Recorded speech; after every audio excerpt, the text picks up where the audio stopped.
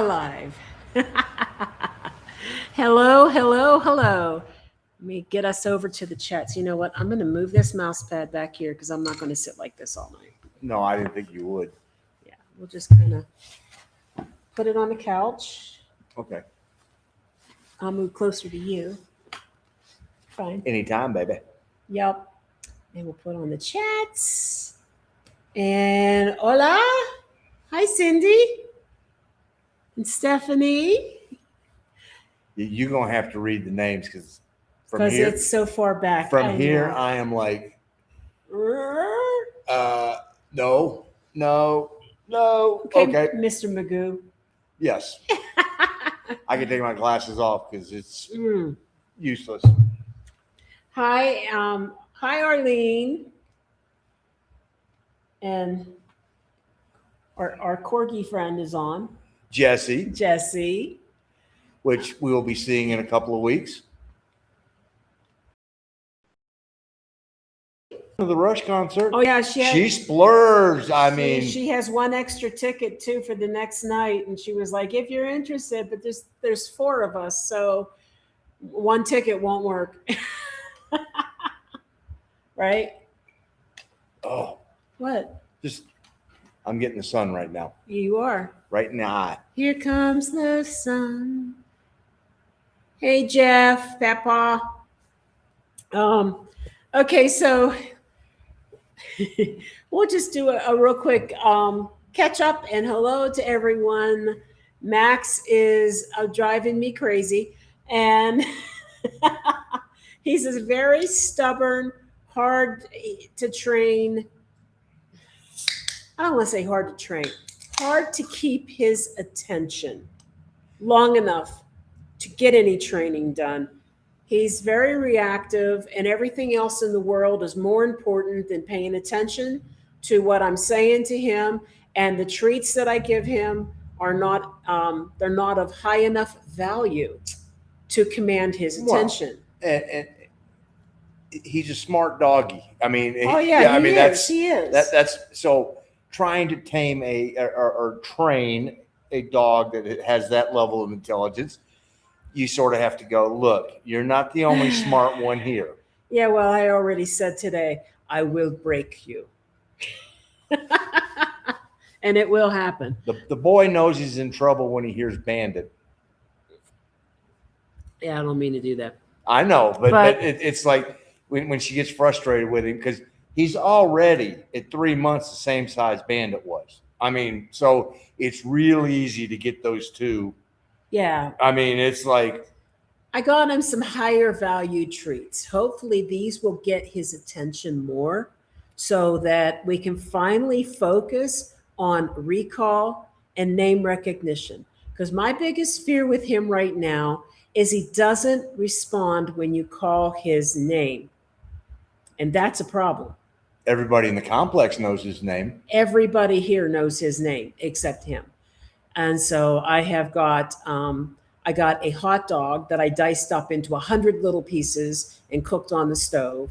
So, because I'm not real keen on giving him processed salty stuff, but for a high reward treat that will get his attention, I got him some diced up little pieces of cheddar cheese.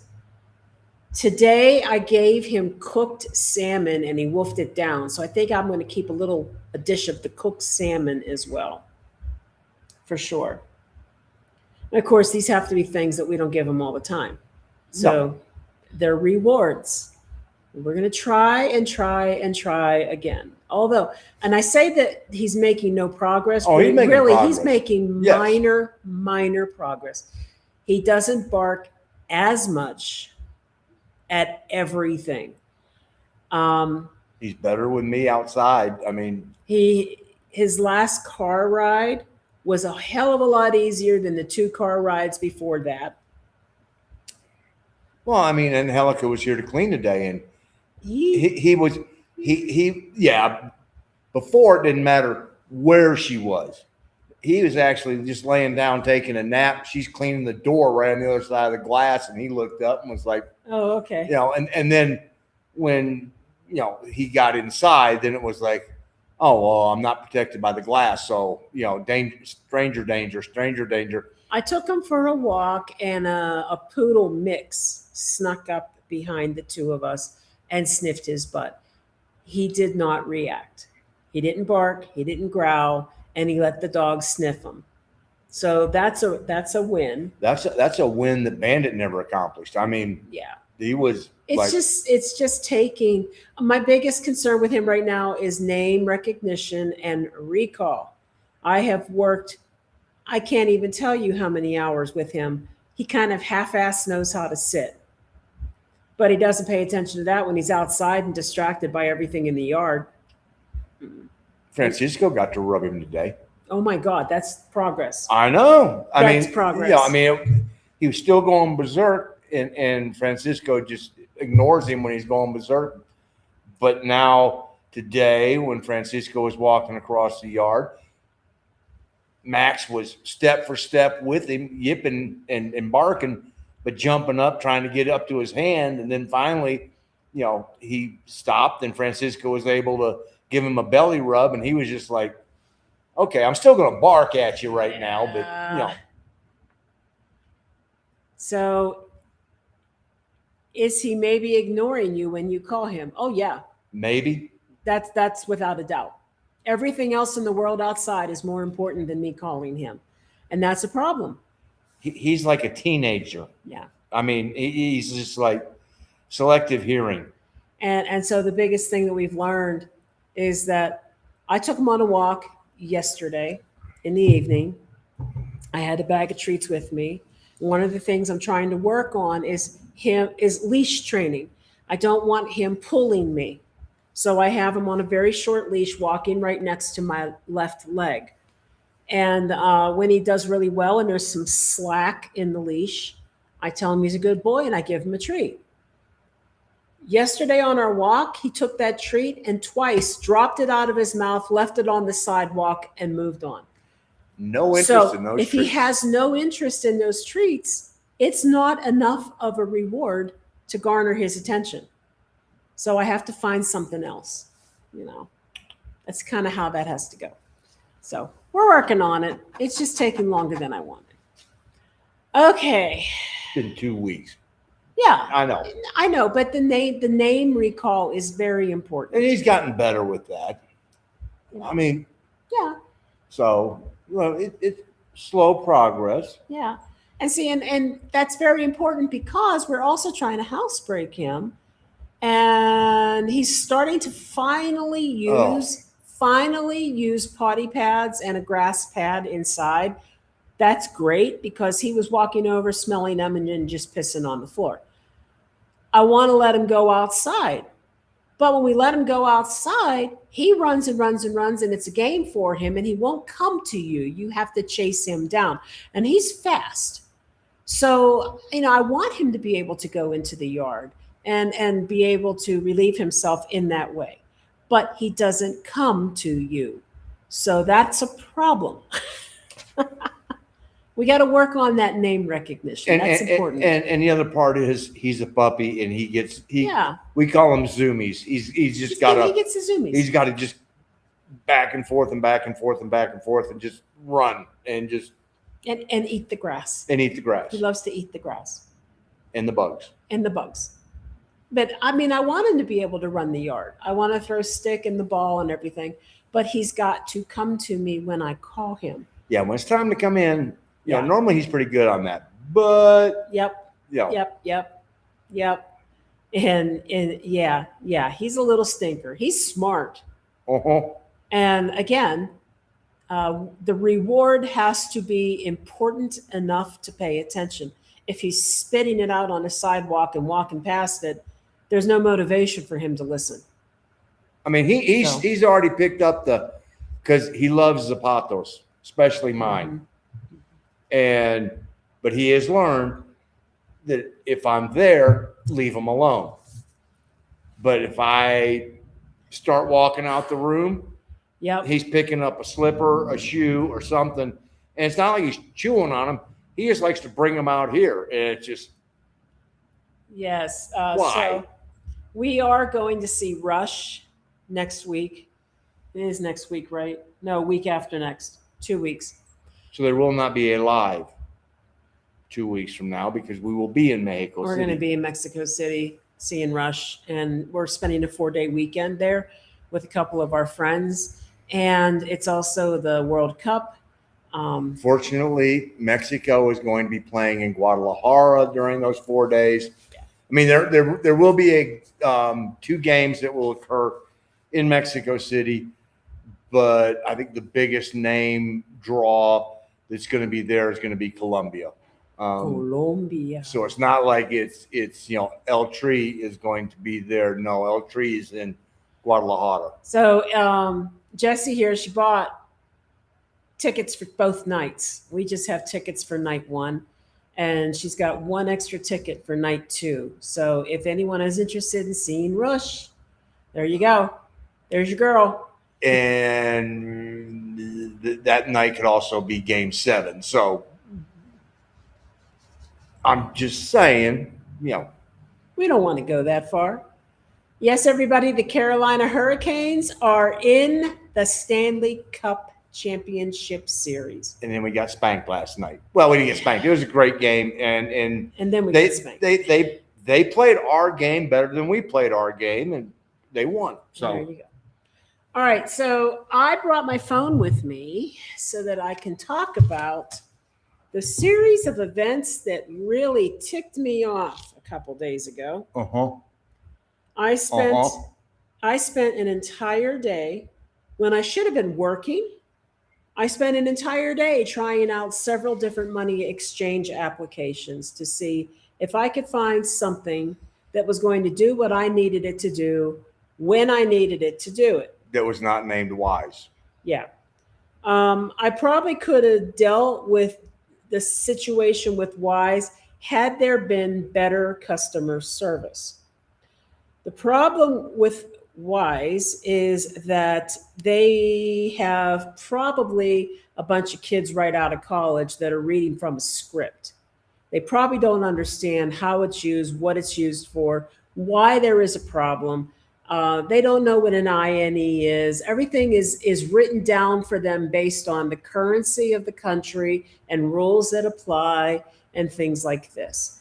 And so I'm sitting here giving details that anybody who's reading off a script would have to dig in a little bit to sort out. And they weren't making that effort to do so. They had to engage the brain, and that wasn't occurring. It was pissing me off, to say the least.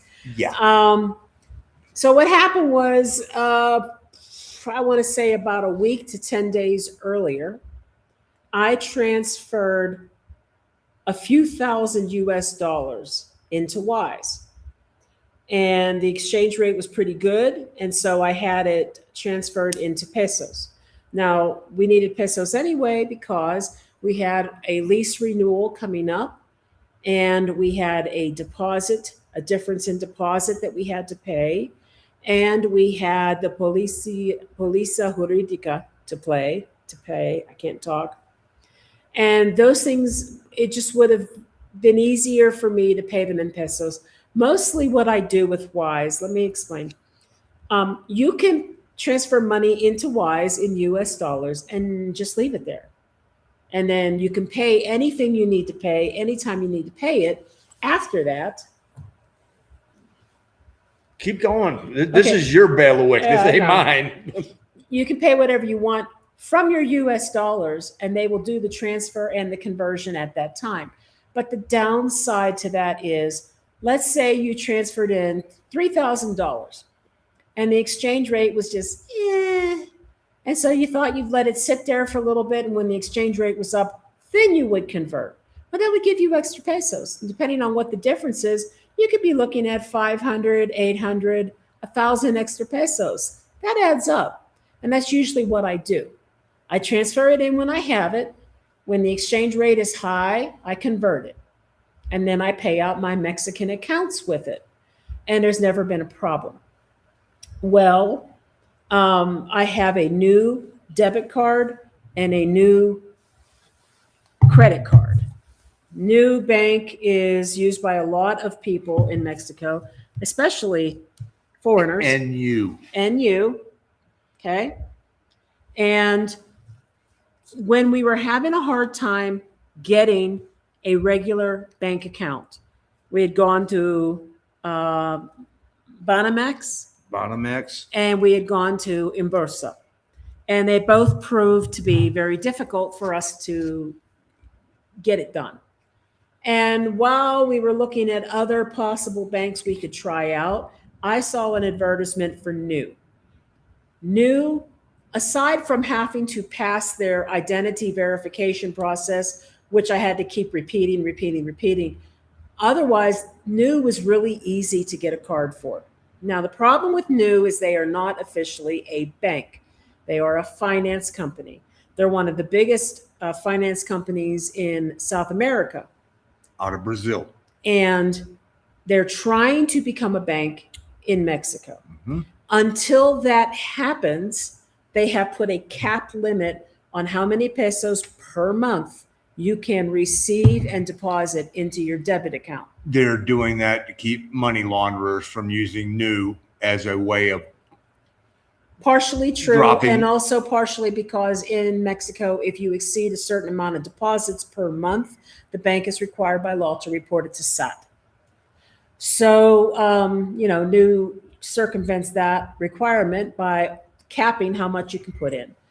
And so, and this has happened where people wanted to pay me and they sent me money and it was exceeding my monthly limit. So it would get rejected. And they'd have to send a lesser amount. Anyway, I have a credit account and I have a debit account, and I'm trying to build up every month money in the debit account. The debit account and the credit account both have a clave number. And if you've never transferred money to somebody in Mexico, you can pay everybody by just having their name, possibly an email. I don't even know if the email is required. I don't think it is. You got to have their name and you have to have their clave number. You can send money to just about anybody if you have those details. So I have a clave number for the debit card for Nu and a clave number for the credit card for Nu. And when I need to pay either one, I just go over to Wise and I say, I am going to transfer this amount in pesos to this clave over here. Done. I've done it countless times and I never had an issue. So I have all 3,000 whatever plus dollars in Wise. I've converted it all to pesos. That costs money to do the conversion. That's how they make their money, to do the conversion, because the transfer fee to send it to someone, it's like 11 pesos or something. It's a tiny amount. But to the exchange fee is where they're making their money. So I exchange it all into pesos, and I think I'm done with that.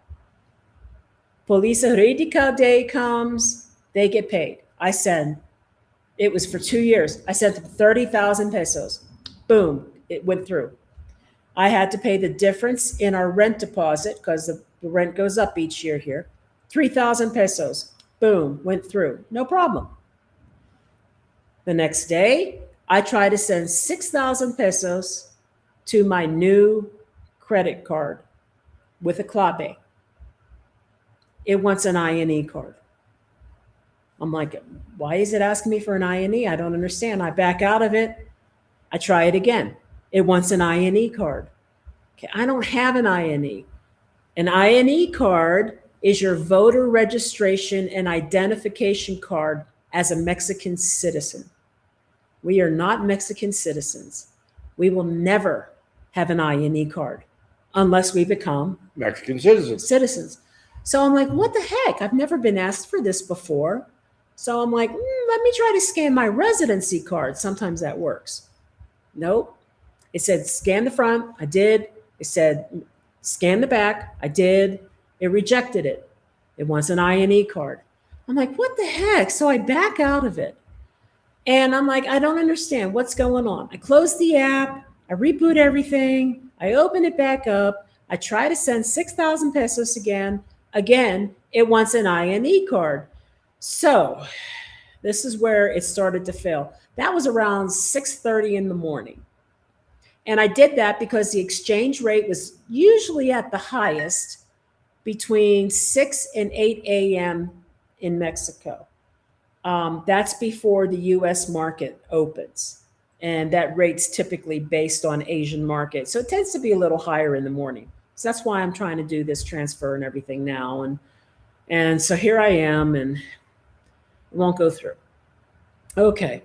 So I get on live chat with a new representative, and I explain to them, I've done this transaction numerous times before.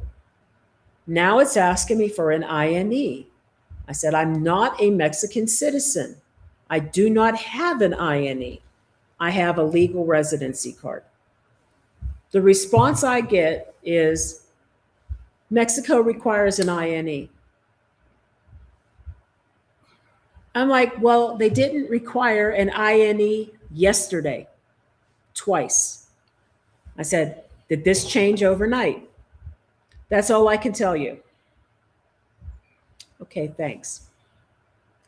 So then I go to the WISE website, and I'm looking specifically for alternative methods of customer service.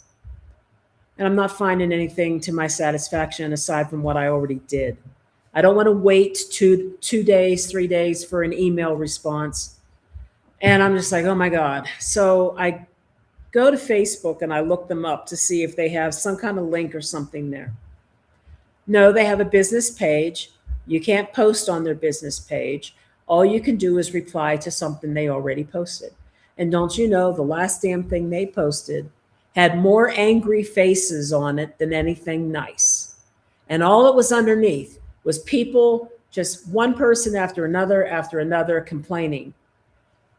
One of the highest things that was being complained about was the length of time it now takes to get a transfer approved. This is true. About a year ago, I could send rent and I would have it that day or maybe the next day. Now, when I try to transfer money in to pay rent, it could be 3 days, it could be 5 days, it could be a week. They say it's 3 to 5 business days. And, you know, I didn't like it at first because that was rather inconvenient, but I got used to knowing this is how it is now, so I plan ahead. Adjust the schedule accordingly. And so all these people are complaining about things like that. You know, why is my transfer taking 8 days and things like that? So I posted what happened. And I get another one of those scripted. I know it's scripted because it was the same introductory response that whoever is managing their page is giving to every single person. If it's not a bot, it's just a script that they're following. And I get asked stuff that I already explained.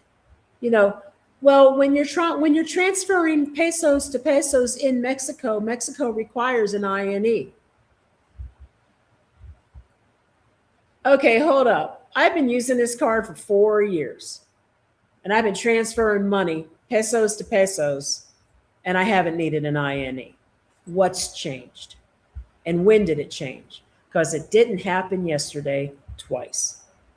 And nobody can answer this.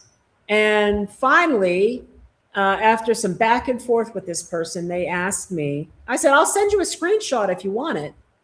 You know, and so they finally said, okay, send us a screenshot in a private message. Because I wasn't able to attach the screenshot to the chat. The business page probably blocks that. So I go to the private messages and I sent my screenshot, and it was one of those aggravating things where they're like, well, you know, you can always send it in US dollars. I paid money already from USD to Mexican pesos. That was a fee that was collected by WISE when I did that. If I wanted to pay in US dollars and not worry about what the exchange rate is on that particular day, that's fine. But let's say I'm transferring 1,000 US dollars, just for giggles. And on that particular day when I wanted to do that transfer, we're looking at 18 pesos per dollar. That would be nice. But because I can't transfer it into pesos and let the pesos sit there because they want me to have an INE now to send pesos to pesos, I would have to let it sit there in US dollars until the bill is due. And then maybe the exchange rate on that day is only 16 pesos. So I've just lost 2 pesos per dollar on $1,000. Mm-hmm. That's a big chunk. Mm-hmm. The whole idea is to transfer money in, and when the exchange rate is favorable, exchange it to get more buying power. And so the suggestion, well, yeah, you could pay it in US dollars. And like this was going over this person's head. I want to get the best exchange rate that I can. To do that means I either prepay all my bills before they're due, including my rent, or I potentially roll the dice on whatever the exchange rate is on the day the bills are due. And they're not getting it. And inconvenience our landlord because now he has to convert it. No, they converted. They converted from dollar to peso without an issue. Oh, okay. They were having an issue with peso to peso, which was never an issue before.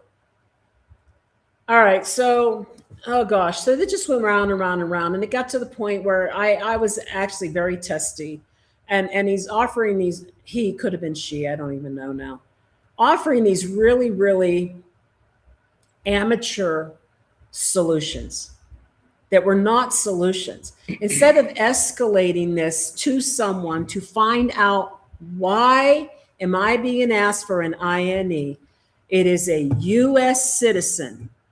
My identity was verified with U.S. identification documentation. My bank is U.S. bank, funded with U.S. dollars. I'm not a Mexican citizen. Why are you asking me for an INE? That's a simple question.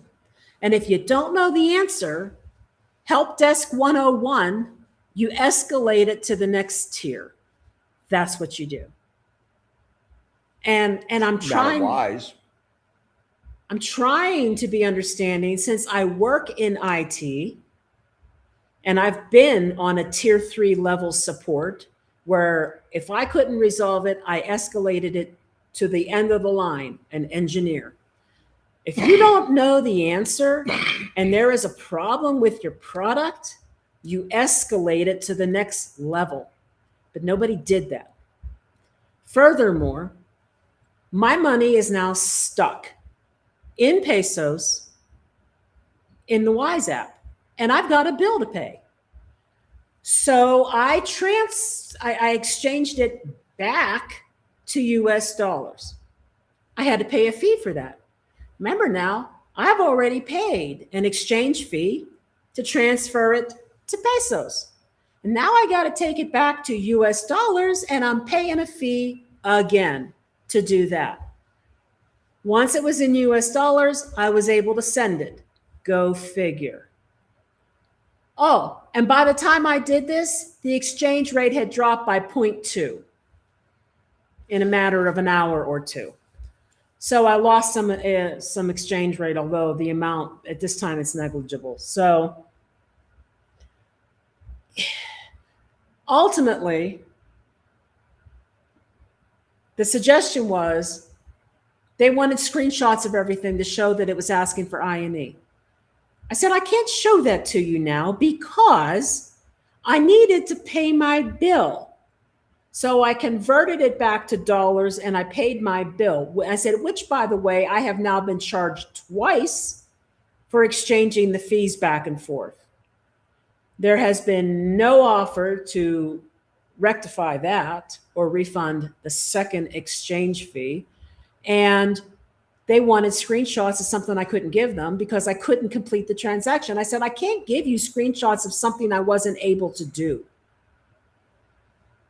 You know, I don't know what else to say about that. I said, it happened. I couldn't do it. And so they let it go all weekend. They wanted to close the chat 3 times. Can we close? I'm going to close this chat. Are you still having problems? Can you please rate our level of service? I gave them 2 times a 0. And the last time I gave them a 2 out of 5. And it was basically the end result of this was, here's a few more suggestions of things you can do. You can go to our website. You can reach out to this, reach out to that, blah, blah, blah, blah, blah. I can't tell you if anything about refunding the exchange on the second transaction, blah, blah, blah. What the hell can you do? Nothing. Tell me, what can you do as a customer service person? Wear you down so that you throw your hands up and go bag it. They don't know me. They don't know me. I got to the point one time with these stupid suggestions and the repetitiveness of it. It was like he kept saying the same things over and over. And I finally said, listen, I work in IT. I've worked the help desk. I said, probably longer than you have been on this planet. I'm like, I just want this. I said, I want it escalated. Escalate this to someone who knows what is going on. Why did this happen? Is it going to continue to happen? Blah, blah, blah. What I did finally get, but see, at this point, I don't trust anything they're saying anymore because I just keep hearing all this crap in circles. Well, basically, he said, from my understanding, you should not have been asked for an INE. Ding, ding, ding, ding, ding, ding, ding. No shit. Okay. You're right. I shouldn't have been asked for an INE. I'm not a Mexican citizen. I'm not banking from a Mexican bank. But that's all he said. Okay, so why did I? Why did I get asked for an INE? Is somebody going to refund the second exchange I had to make simply because I wasn't able to pay anything out of my account without an INE? That's pretty much where I was. So I was pretty angry. While this was going on all day, I was actually on my phone downloading app after app after app and trying all these other exchange tools. I tried XE, Revolut, Remitly. There was another one that I deleted. I tried Zoom. I deleted one of them because they wanted a code number that I would never be able to provide for them. And then there is another one. It's not, I haven't found an app for it. However, I found out about it through Nu Bank. When I wanted to make a payment on my new card one time, you can send a WhatsApp message to a company that is called Felix. And Felix will give you a super, super, super prime exchange rate for your very first transaction. It was definitely worth it. And they use your yeah, just the first time. Yeah. And they use your debit card, like your regular banking debit card, to withdraw the funds, and they send it immediately. And that was fine with me. The fees were reasonable. But that's done through WhatsApp. And I was trying out all these different ways of sending money. And this issue with Wise and the chat and nothing getting resolved and wanting to close the chat and how did we do ran all the way through the weekend. In fact, it wasn't until I think last night that I got the last message from them, again, asking me to rate their performance. It's like. And then didn't you do one where it actually now is sending it with Wise? So yesterday morning, I wasn't going to load up my Wise account again because I had no idea if I put money in there, if it was going to be a pain in the ass to get it back out or transfer it back to US dollars again and pay double the fees and everything.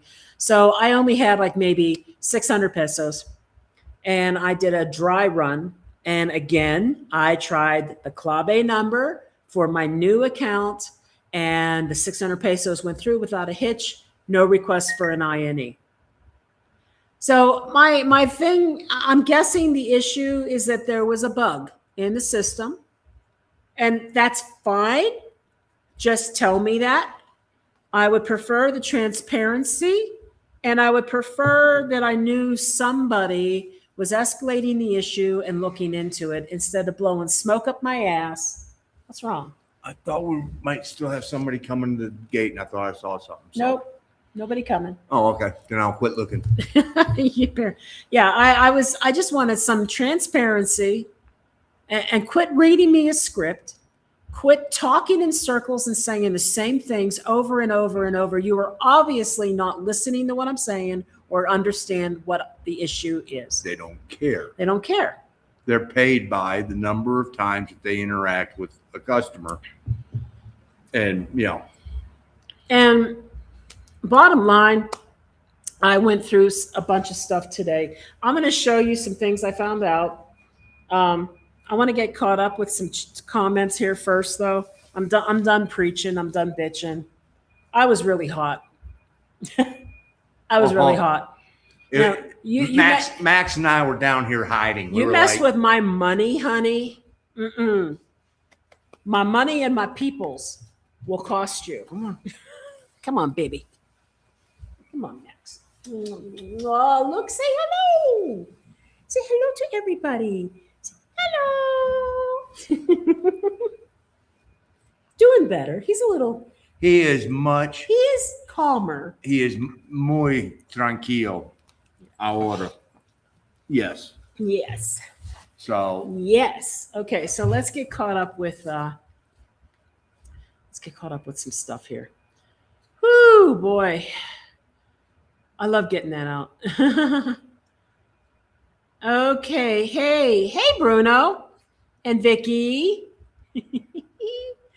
and Landon. Hey guys, I'm trying to zip through.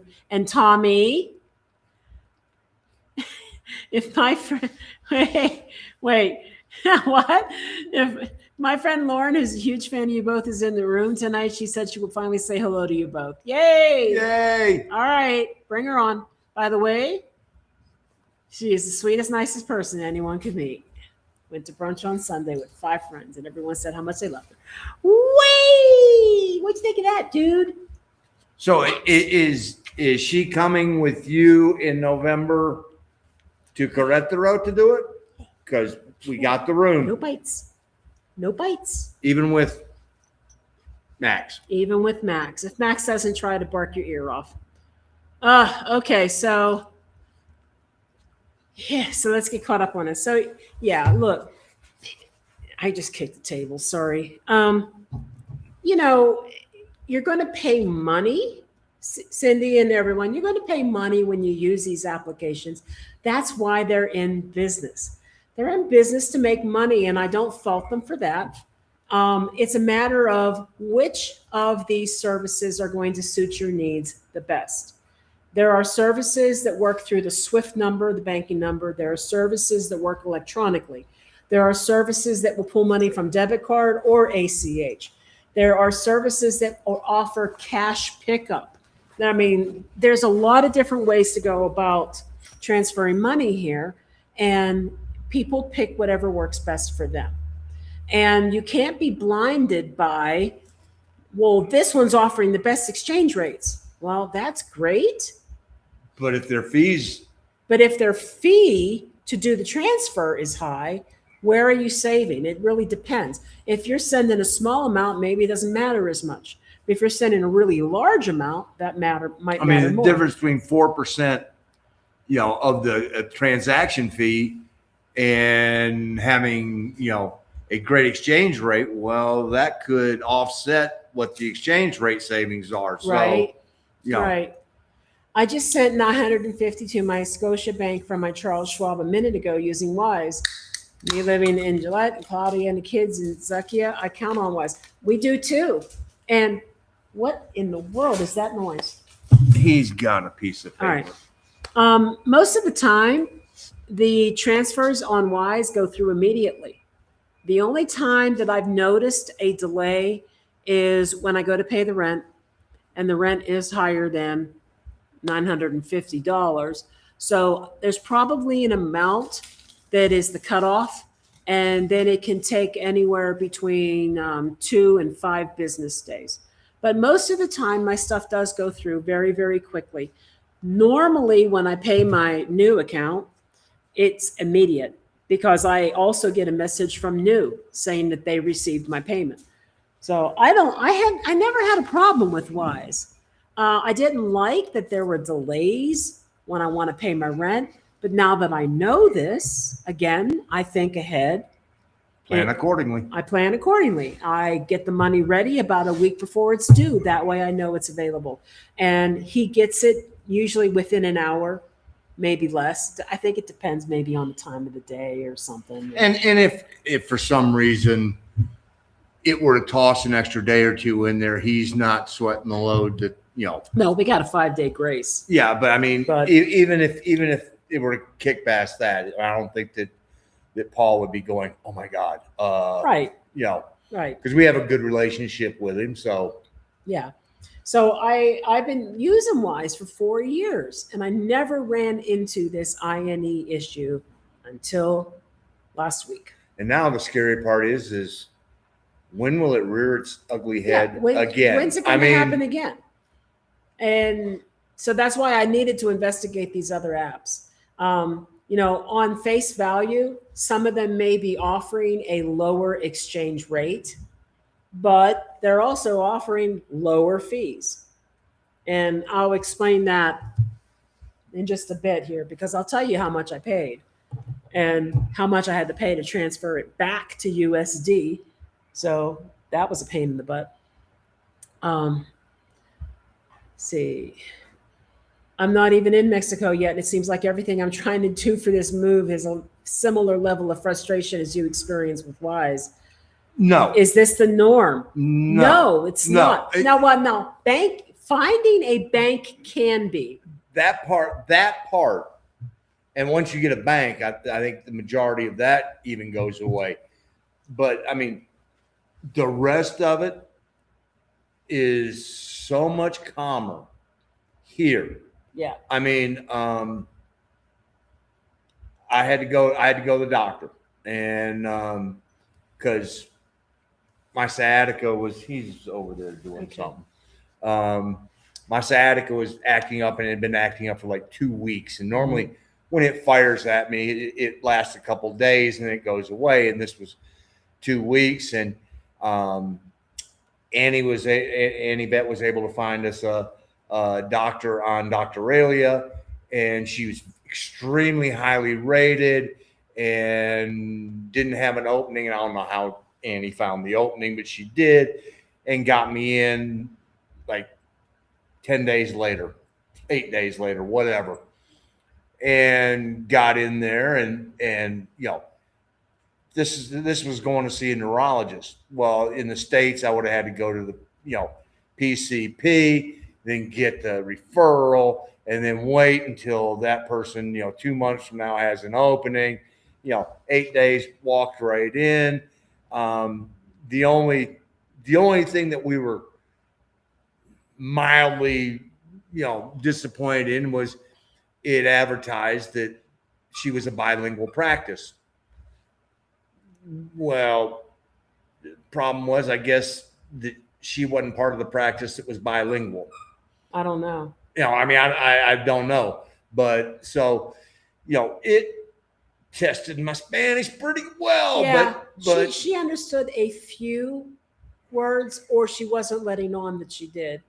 And it did force us to use a lot more Spanish, which is not a bad thing. No. But when you're doing something technical or medical, that's a higher level of Spanish. And there was some struggling there to explain symptoms and talk about things like blood pressure and diabetes and and so I managed to get through it and everything else, and got some meds, and the meds are working, and now I got to go get a MRI done, and then get some physical therapy. So, and we'll go from there. But overall, that would have taken months in the U.S. And then to get the MRI would have taken another, couple of weeks to get scheduled into an MRI center. So, it's much calmer here. So what did I find among the wise alternatives? Well, I found recently, thanks, dude. Can I have my mouse back, please? Thank you. I found that there's a whole lot more applications out there than I was even aware of. There is a difference between fintech banking and and crypto type stuff. So things like Dollar App, which relies strongly on crypto, anything that is crypto, or what do they call that now? Smart. There's another term for it. Things that are funded by cryptocurrency, they're really good on the short term. They usually offer pretty good exchange rates. And if you are doing the exchange immediately, I don't think there's a lot of danger in using them. But if you are going to keep your money in that particular type of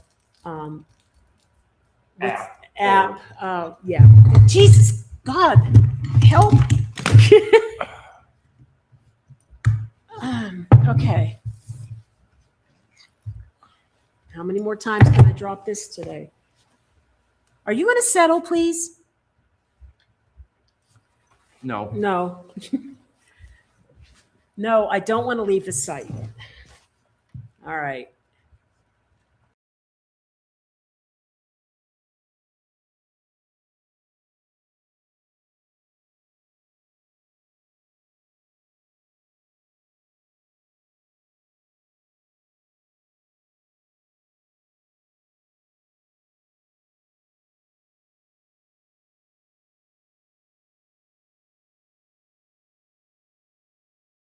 Are we back? Please tell us we're back. Okay, good. Thank you. Total chaos here right now in the home. Maxwell is just ringing hell on us. Dude. And I got to find out where we were. Okay, so back down to, did you find the alternatives? Okay, so good. Okay, Ben, stop. So if you are using crypto, the important thing about the crypto is that crypto can be very volatile. You don't want to leave the money laying in there. It's just not smart. It's just not smart. And a lot of those crypto type companies, they're not stable, and their funding isn't stable. If you're going to use it quickly, you just need a transfer. Yeah, Dollar App and stuff like that is probably fine. Well, I found a couple that were like that. Some of them were relatively new, and they have really good exchange rates or very low fees for their services. To be honest, Wise is still ranked up there as one of the best when it comes to the exchange rates. However, their fees that they charge for the service tend to be higher than some of the competitors. And what's going to matter in that case is the amount that you're transferring. If it's a larger amount, you're going to pay a higher fee to do that exchange or that transaction. Even though your exchange rate's really good, if you're paying a higher fee, it probably is a wash. And maybe one of the other ones that has a lower exchange rate, but say they have a standard $1.99 fee across the board. That's probably, depending on how much you're sending, that could be your better deal in the long run. Yeah. So what I learned are some key phrases. I'm going to pull them up here. Captions. The ones that work the best and the quickest are the ones that go by Sistema de Pagos Electrónicos Interbancarios. So Bancarios. Bancarios. Okay, I was getting close. Yeah, I'm just. They don't have an accent on there, and it throws me off when that happens. No, but you were leaving out the IOS. Bancarios. Bancarios. Okay. And those are the ones that do an instant exchange. It is all electronic. There is no bank transfer, official bank transfers happening. It's all electronic.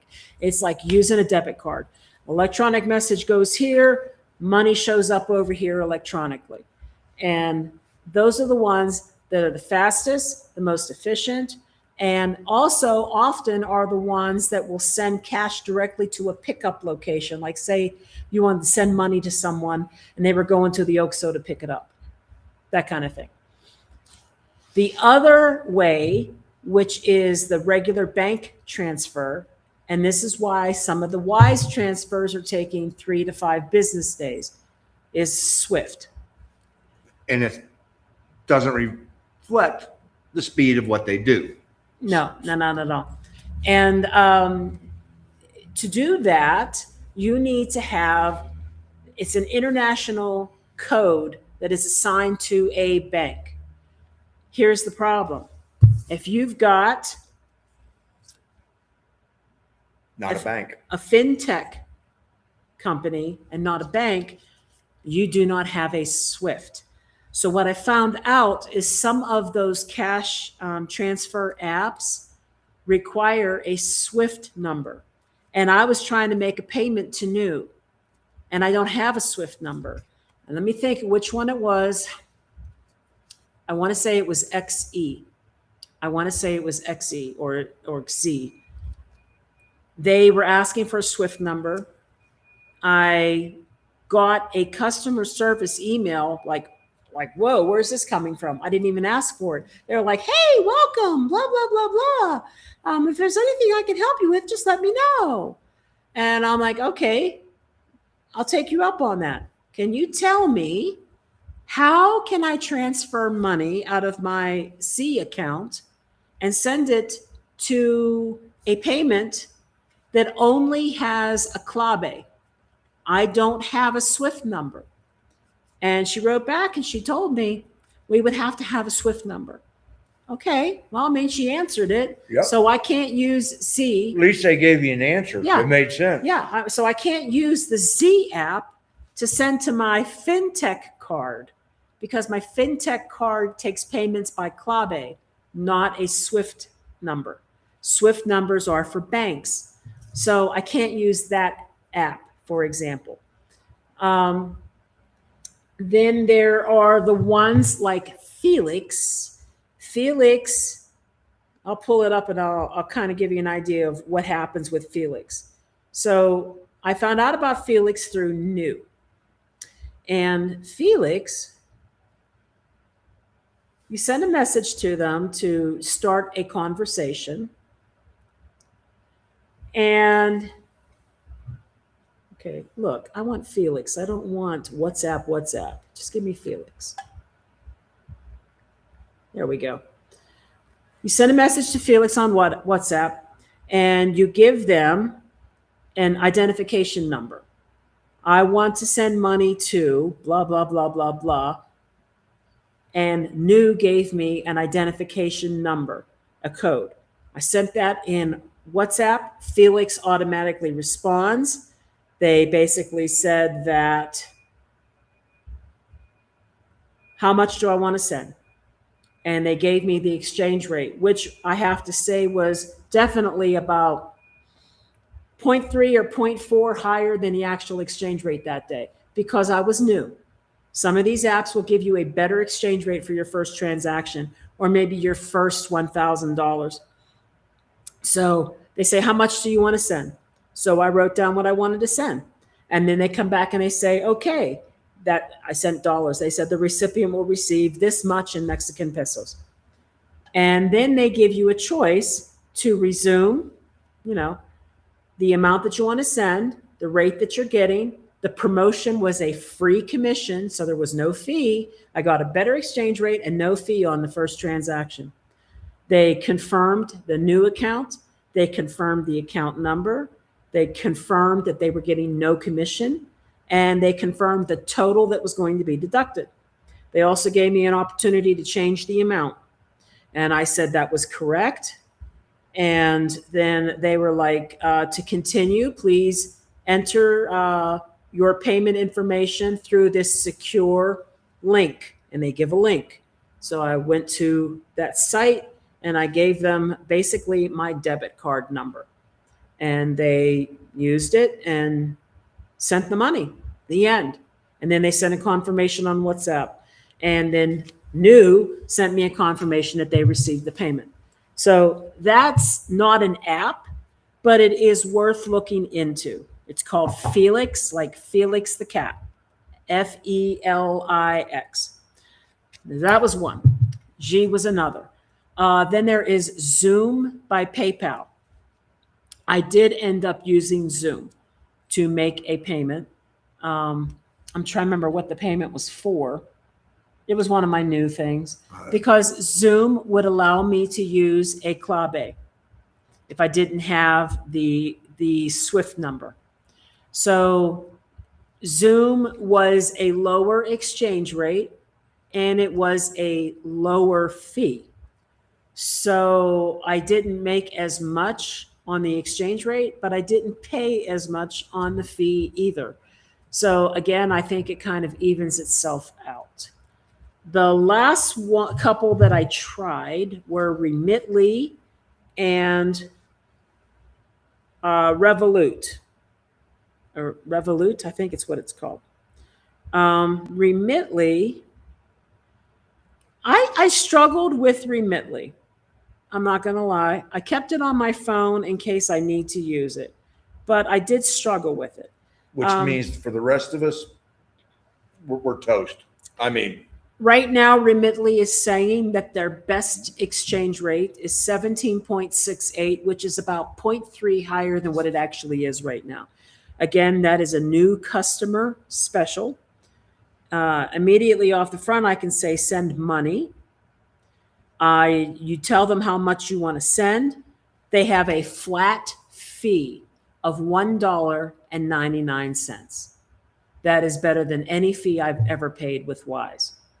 But that higher rate of exchange right now, that is as a first-time customer. After that, that exchange rate is not going to look so juicy. They're a little bit lower than what Wise offers. But I feel like if the fee is $1.99, that's got a little more room to wiggle with the exchange rate. Yeah, I may in the long run work better with that. Delivery method. You can do a bank or debit card deposit. There's no fee with that. You can do mobile wallet. There's no fee with that. You can do cash pickup. There's no fee with that. But see, this is the problem. I'm like bank or debit card deposit. Okay, let me hit that. I got a whole list of banks. There's Banco Azteca, BBVA, Banco Copel, Citibanamex, blah, blah, blah. Oh, look, now they have New Mexico. They didn't have New Mexico before. They must be adding. They didn't have New Mexico, and I didn't use them. Now New Mexico is coming up. Very nice. Payment method. Pick your payment method. If you use debit card, it's instant. If you use Google Pay, it's instant.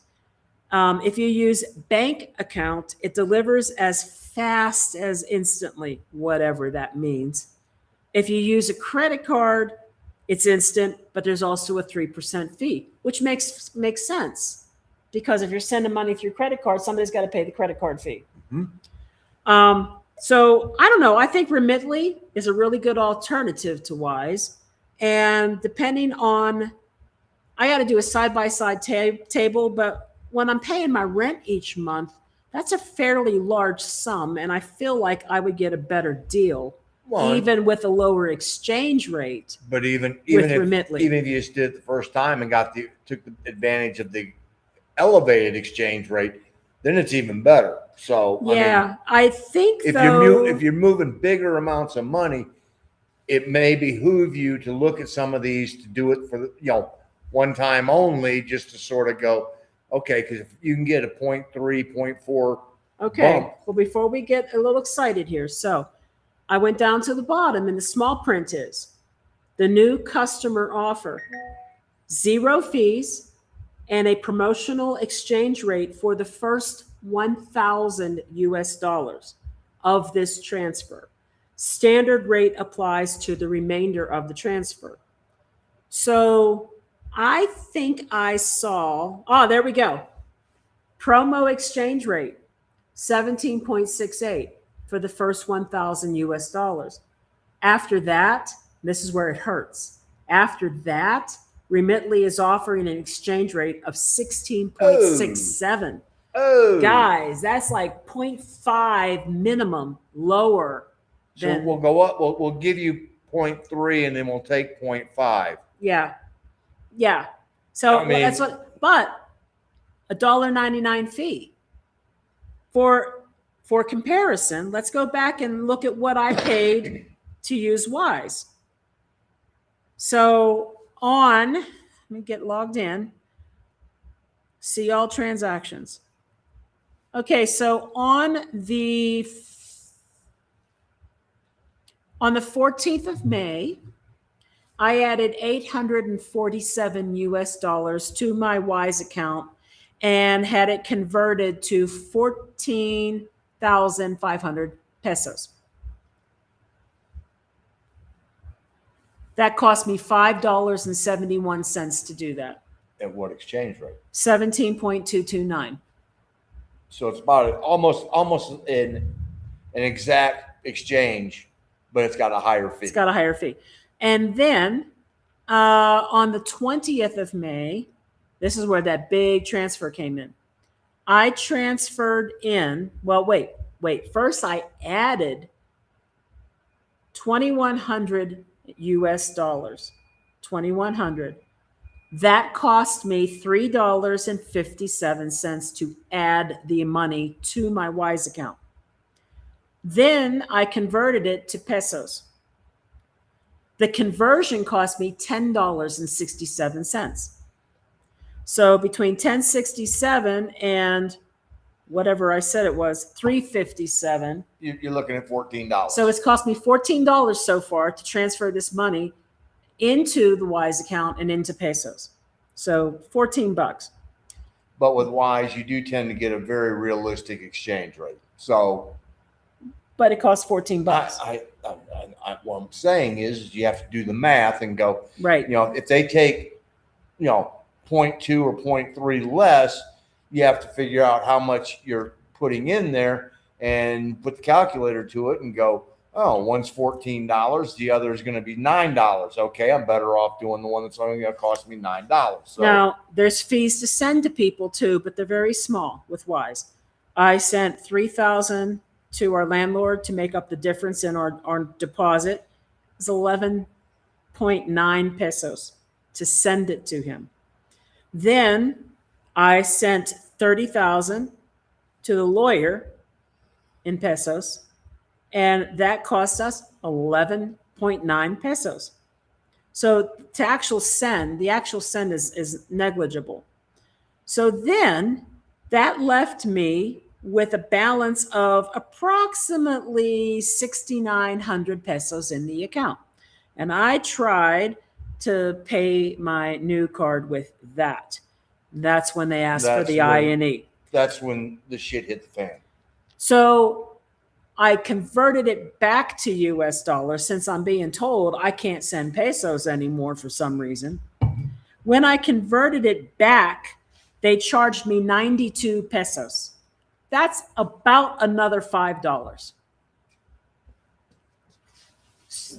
$5 on $393 is what they charge for that second exchange.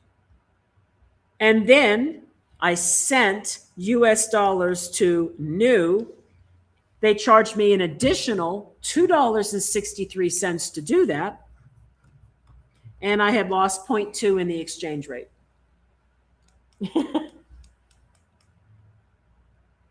So they charged me, let's see, $5. What did I just say? Two something to send it. $7.63 to transfer it back to US dollars and send my payment to Nu. It cost me half of what it cost me to exchange it into pesos in the first place. $21 in a matter of 2 days for the same amount of money. Just about. Are we okay? Yeah, I'm just.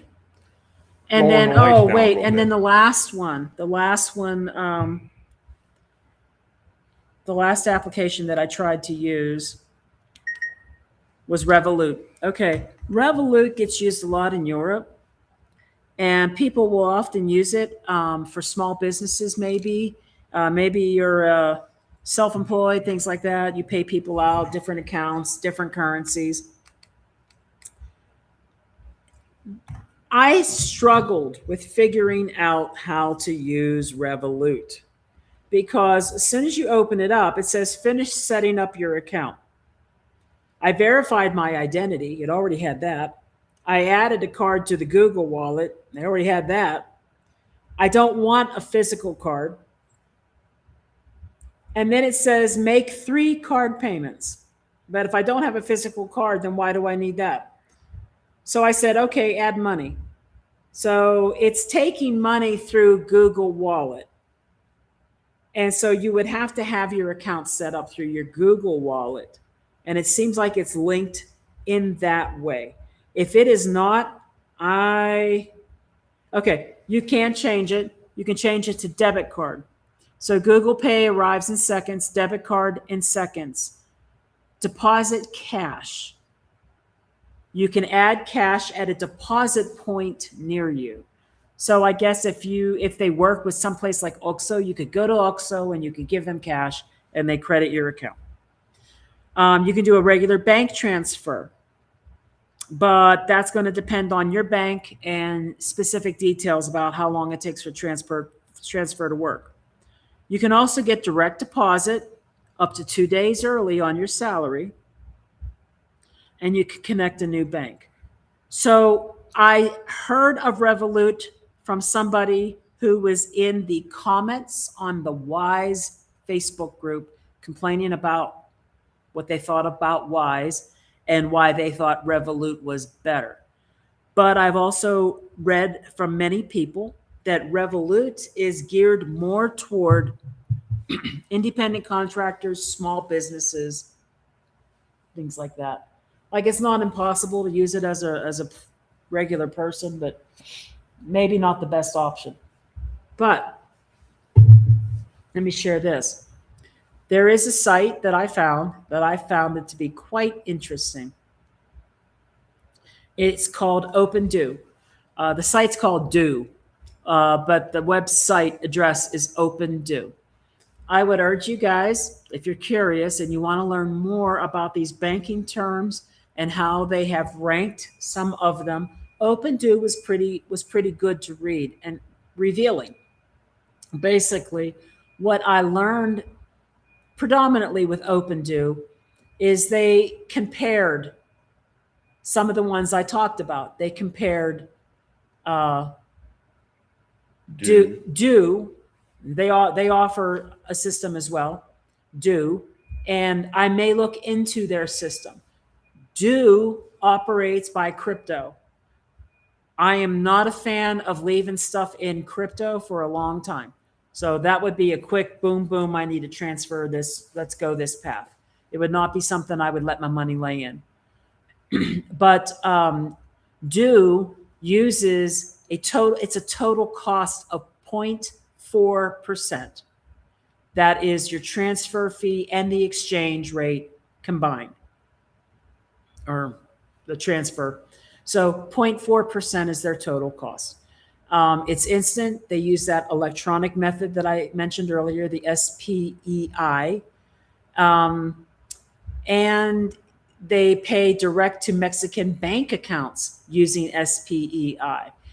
They also will work with Clave, which is what most people around here accept their payments by, is their Clave number. And they cover 80 countries and 50 different currencies. So I may look into them as a backup method. I'm considering it. The rates are really hard to ignore. They're number two. Well, they say that it's best for businesses that are paying Mexican suppliers, contractors, and employees regularly. They're good for freelancers, remote work people who are collecting pesos from Mexican clients. So if you're receiving money from people in Mexico, it's a good way to accept the money that way. See, those really aren't me. Nope. I'm just trying to pay people. I'm not asking anyone in Mexico to send me money. So that's why I'm kind of, I don't know.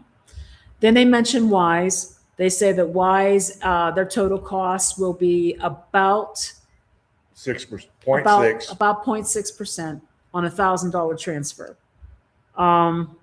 And 74% of the transfers on Wise arrive in under 20 seconds. 95% supposedly within 1 day. However, many people have noticed that it can take up to 5 business days, depending on who knows what. The bank, the amount, it's not totally clear. Often the projected day that they say it will arrive, it ends up arriving the day before that, which is great. It's kind of like a under promise, over deliver kind of thing. Yep.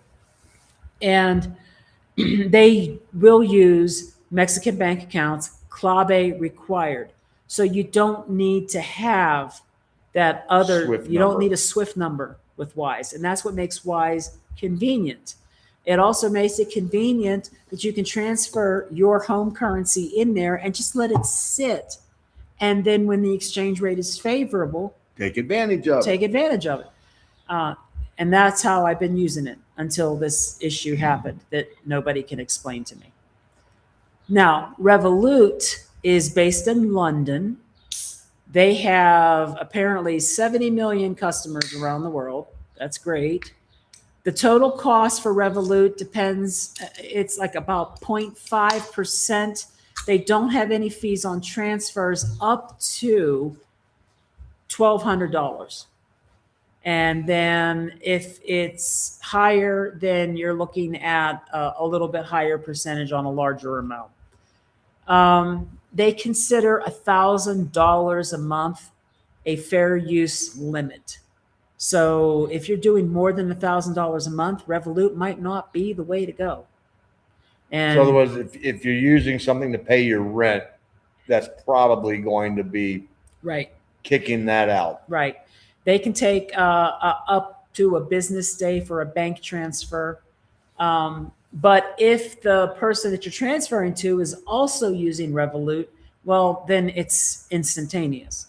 But I don't know anybody using Revolut. I don't know about you. I didn't hear about it until last week. So, And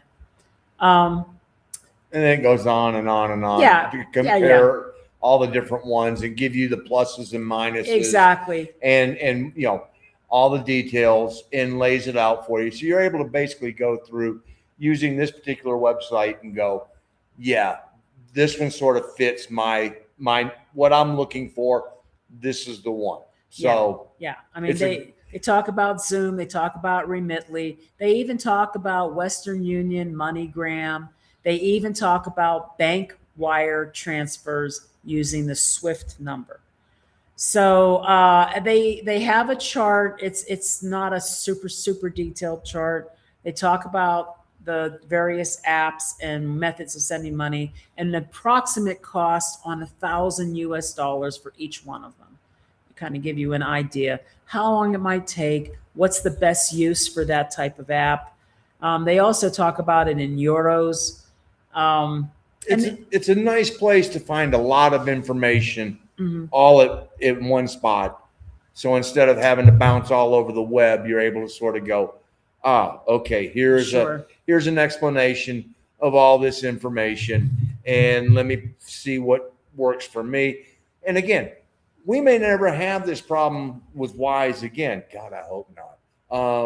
You know, but Please we no. also could have it rear its ugly head next week. We don't know. We don't know. There was a glitch. You know, There, we hope that's all. We it hope was. that's all it was a glitch. Or maybe it was a random check. Maybe they just randomly do this.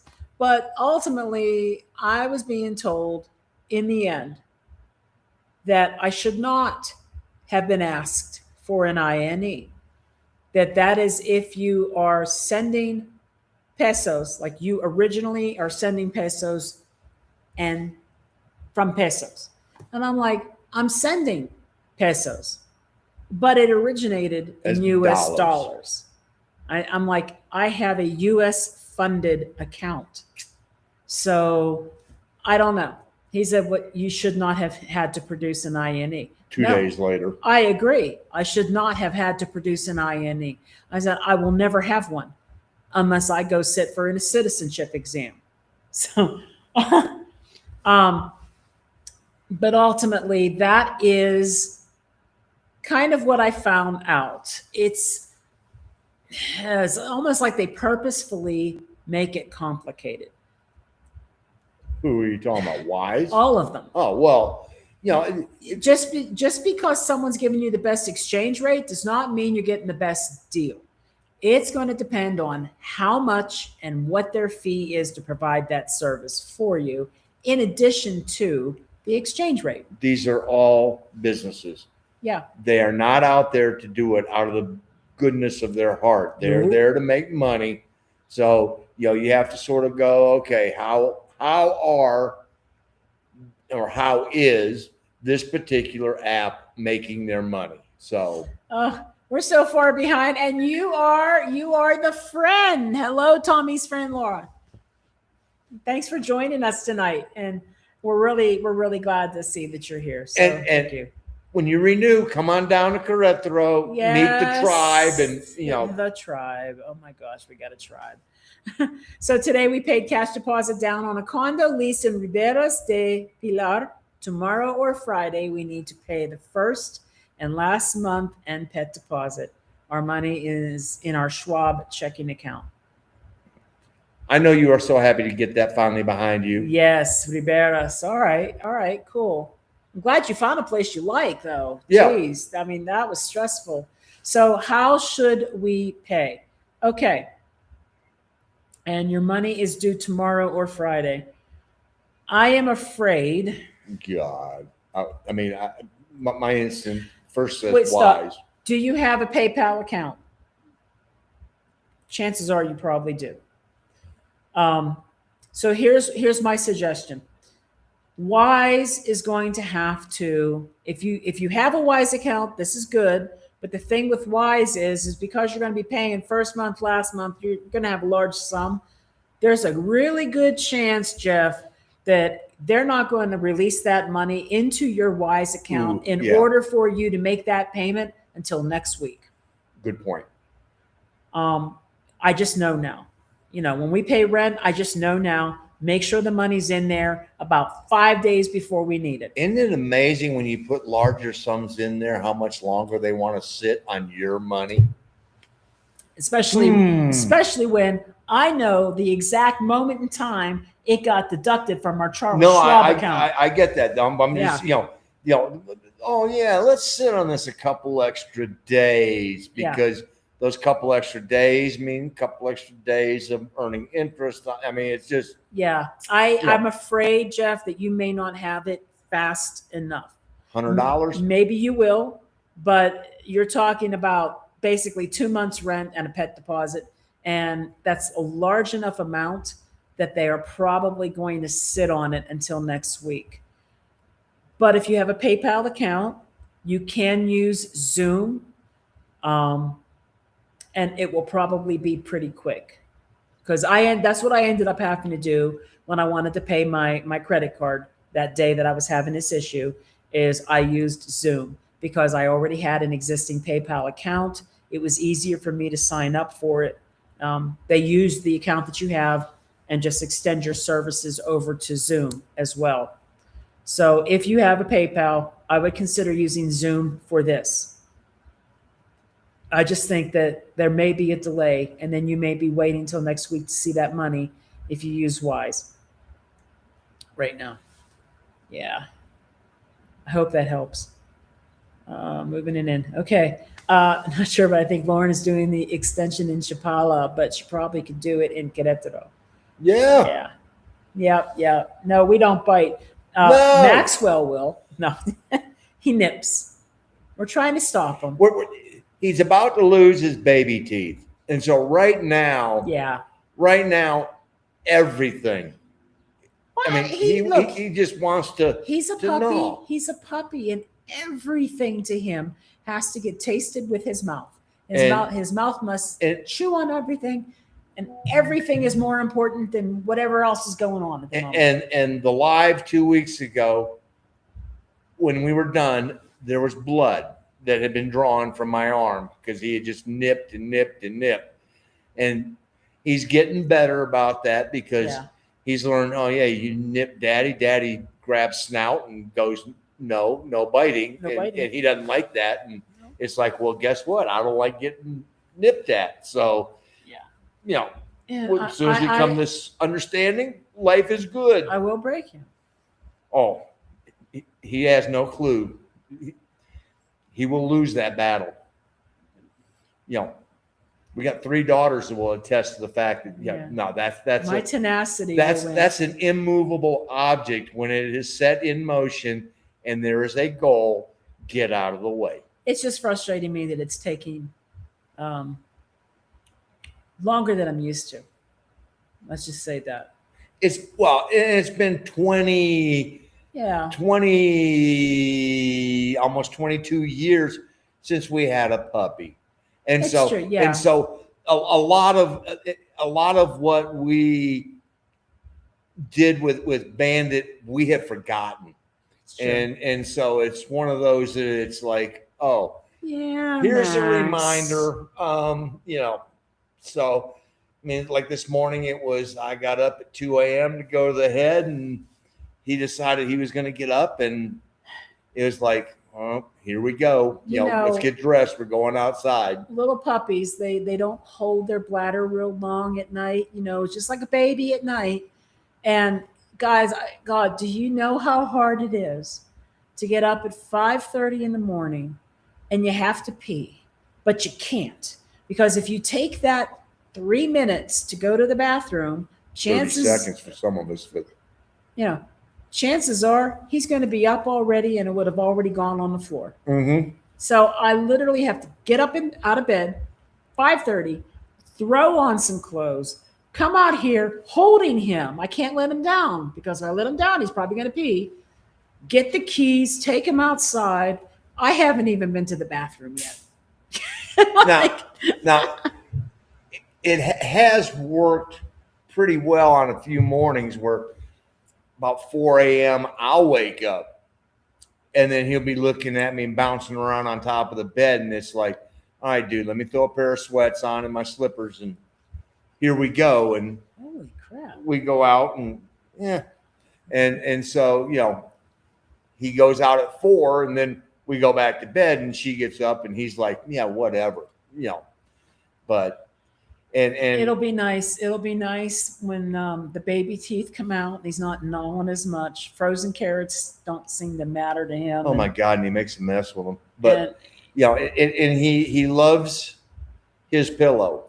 Yes, he does. And his pillow is whichever one his head's on, because he will just try and take it over. Like, so funny. Can you give me some room here?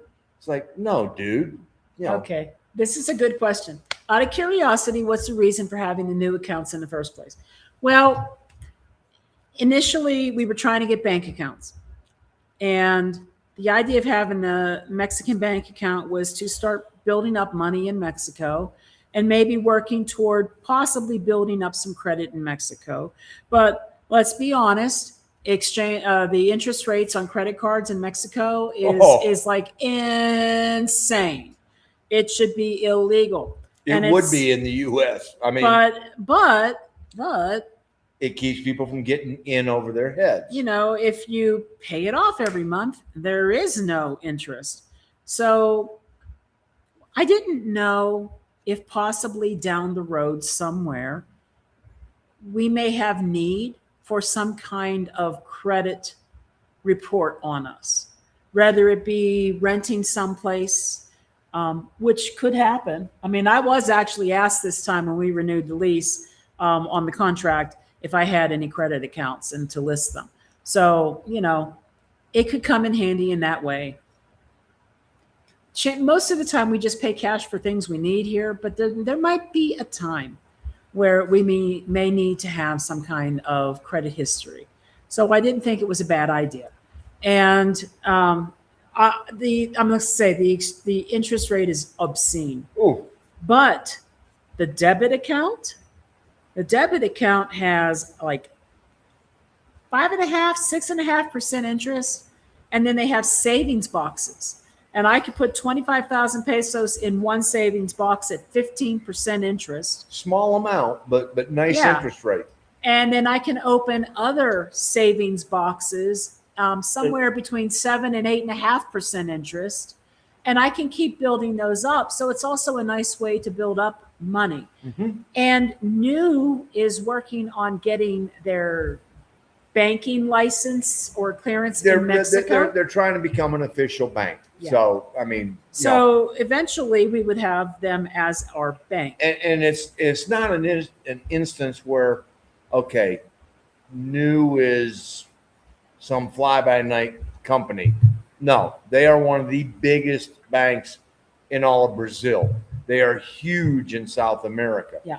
They are working their way up through, Panama, Nicaragua, Guatemala, but they went, all right, hold on. If we're going to do Central America, and we want most of the Latin American countries, let's go to Mexico, because they know if they get, certified as a bank in Mexico and in Brazil and most of the rest of South America, those countries in the middle are going to be going, come on. So once I had the Nu credit account and the debit account for a while, I attempted to start opening up maybe some store credit accounts.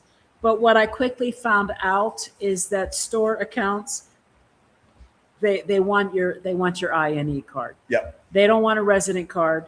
They don't want a passport. Nu would accept a passport or a resident card. But places like Suburbia, Liverpool, Copel, those places, Sears, all these places, Costco, they wanted an INE card when I tried to apply online. So I gave up on them. Now, there are some other banking credit card type things. Your credit limit is really, really small. But you know what? It's small. You pay it off every month. It still gets reported as credit. So I also have another card. It's called a Klar card. It's only got 1,000 peso limit on it. It's like nothing. But guess what? I used this the other day to pay for his vet appointment. Okay. And then I'll send him a payment and pay it off. Speaking of which, Yeah. First initial visit, 2 vacunas, dos vacunas, and still less than $50. I don't even want to think about I think it was 500 pesos. All right, $30. Yeah. I mean, less than. Yep. And I'm sitting here going, what we would pay in the U.S. Oh God. Oh, Sheila. It's fine. It's fine. We're glad you're here. See, you waited till after we had the glitch. 10-day wait to see a specialist. I get patients complaining all the time. They have to wait at least 6 months. I know. Yeah, it's true. It's true. And she did all the tests on me and everything else, and then tried to have to convince me that we were experiencing. Yeah, we did. We were experiencing Max. Max sort of jacked things up, and then in her haste, Gina picked A or B and picked the wrong one. It happens. But at the end, it was well, you need to quit smoking and you need to quit drinking Coke. Are you still cutting back? Yes. Okay, good for you. Yeah, I have cut back. Well, hold on. Which one are you asking about? On both. Oh, hell no. You cut back on the cigars some? I cut back on the cigars. I've cut down by about 50% on the cigars. Good for you. You know, the Coke, ain't no way I'm doing both of those at the same time. No, it's all right. You're making progress. You're like Maxwell. See? Buenas tardes. Actinder. Sí. I love banking with them. You can send dollars and they will keep them in dollars until a better exchange rate, and you earn interest in the meantime. Brighton. Yep. Is big from with them. Almost Retired Mexico. That's one of his business accounts. He actually produces videos for Actinver. Yes. And Romy, who is with My Place at Querétaro, has also mentioned them.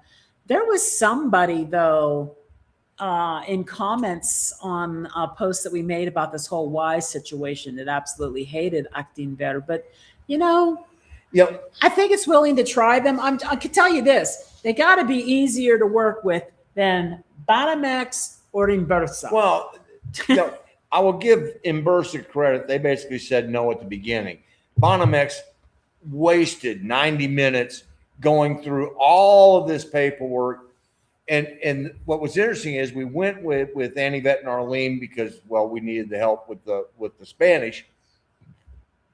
But they were making Annie come back to have to sign something that she failed to sign the first time. That's what they said. That's what they said. And then, wouldn't you know it, 3 weeks later, Gina gets, we failed to get your signature on this. Can you please come back in? Like, don't waste my time. And we're going, if you're not going to give us an account, just say that straight up and don't waste 2 hours of my life and then ask me to come back in to sign something that you knew damn well I needed to sign in the first place. And well, and we knew how the end game turned out because Annie was in there to sign what they had failed to have her sign the first time, and she still didn't get an account. No. So that's when we gave up and we both applied for Nu. Yeah. So as fun as puppies can be, welcome to the crazy life with a toddler. Oh, yeah. I think part of my frustration is just the fact that I am 20 years older now, and I don't have the energy I used to have. Or the patience. And it's not even the patience. I'm just very busy all the time. Well, I'm busy all the time. And I'm trying to take the time out to really focus with him and do this training, and I'm not seeing immediate results. And yeah, I guess you want to call it immediate. The recall is not there. The recall is there when he wants it to be there. Mm-hmm. He remembers what he's doing. He just is now he's, like I said, he's a teenager. Yep. He picks and chooses when, oh yeah, I'll pay attention now. Oh, somebody calling me? I don't know who the hell you guys are. I mean, yep. Because normally I'll take him in the back out here, and with me, he's just like, yep, come on, we're going in. And right before we started, he's leading me on the merry chase, and I'm like, dude, we ain't playing this game. You know. So with regard, I hear what you're saying about the apps. You know, the apps are they exist to make money. That is what they're there for. They're not there to operate as a bank. They're operating as they're a middleman service. Well, hold on now. That's what they're doing. Banks ain't there just to be. No, I know that, but yeah. But those apps are can be predatory. You know, as can a lot of banks. So I mean, but acting there, I mean that makes sense to me, and I would like to. And I did ask Romy to please send me the information. Yeah. She sent me the name of her guy. Again, there.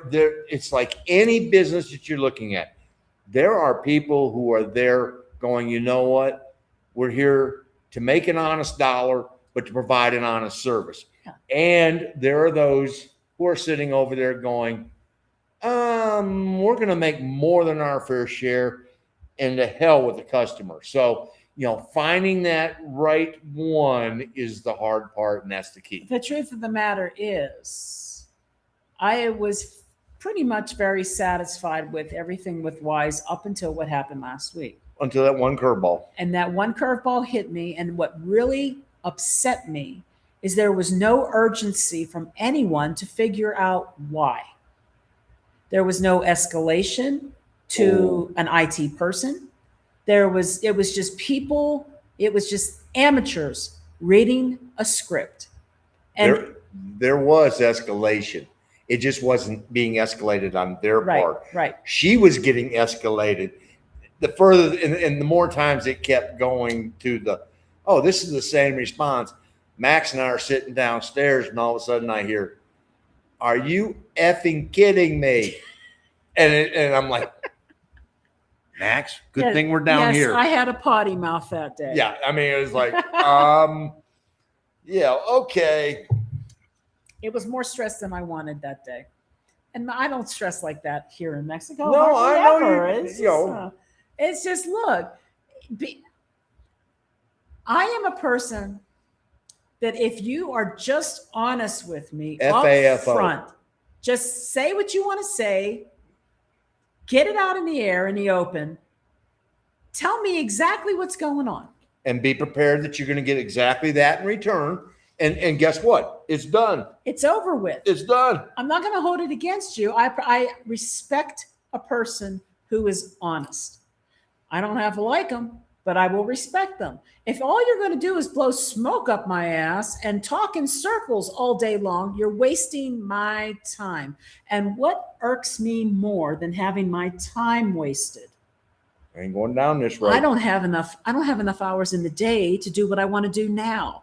I don't want my time wasted. And all I wanted to know is, why did this happen? Is this something new? Why didn't it happen yesterday?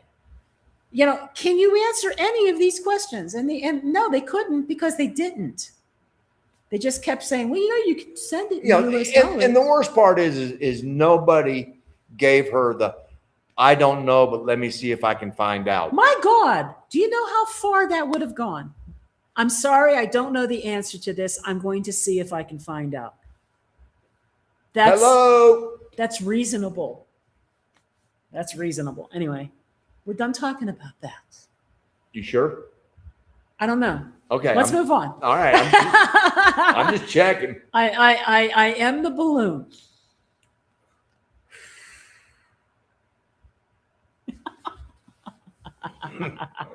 I'm shut up, Mark. Oh my God. And Wilfredo's here. Hi, Willie. Oh, I prefer not dealing with the stress of the apps. The apps can be stressful. You're absolutely right. And they're not always 100% clear. Even to their own employees. Oh my gosh, that is so true. Hi, Dawn. At Dawn. With your temporary residency, can't you have a bank account at Mexican banks like Banorte? Yeah. If they choose to give it to you. If they give it to you. And that is totally, from what we have understood and we have found out from talking with so many of you guys and friends and everything Mark and else. Paulette went through several banks. Oh, and I mean, and Annie, Vet, and Arlene, oh my God, I think they went through 9 before. And again, I don't think it was that many. No, I remember. Well, I mean, it was a lot, but and again, finally, it was Romy with somebody she knew, and so like a lot of things in Mexico, it's who you know. One of the things with Inbursa is that the person who owns Inbursa Bank owns Telmex. So they want you to come in with your Telmex bill, a landline bill. Okay, there's 2 problems with that. Number one, how many damn people have landlines anymore? Okay, and number 2, if you are renting in Mexico, utilities are typically going to be in the landlord's name because that is protection for the landlord from squatters. Yep. So you can order additional services, and those services can be in your name. But if the property already has Telmex in the landlord's name, yep, you're not changing it to your name. CFE, right. Now, LP, they don't care because they come out and they fill that. Right. And Right. There is no account. That's cash. That's COD, cash on delivery. So, Right. but the billed services typically are going to be in the owner's name exclusively to protect them, because they had, I think Romy said this was like 10, 12, 15 years ago. They started doing that because the problem is they had renters who would change it over into their name, and then they go to court and say, I own the property. See, all the bills are in my name. It seems like it's unbelievable, but these things happen. So, even when I go to pay the Telmex bill for the internet, it's in his name. Yeah. They don't care as long as they get the have money. a way to go online and make the payment, but he gets the bill if it's not paid. Right. And so Imbursa wanted the Telmex bill in our name. Well, we can't do that. And then therefore we cannot have their account. Like CFE, he gets the bill and then forwards the bill to us, which, 68, 69, 70 pesos every 2 months. It's going to be more this time because we've been running the year so much. As long as we're running when the sun's out. Yeah, but I think what happens is the panels feed into the grid during the day and builds up a surplus. I know. And I don't know. Anyway, that's one of the things. They put it this way. It's a hell of a lot cheaper than what we were paying in the U.S. for electricity. I know. But, and then we did go to Banamex, and Banamex just gave us the runaround. Well, not just us. They gave our friends the runaround too. I mean, it's.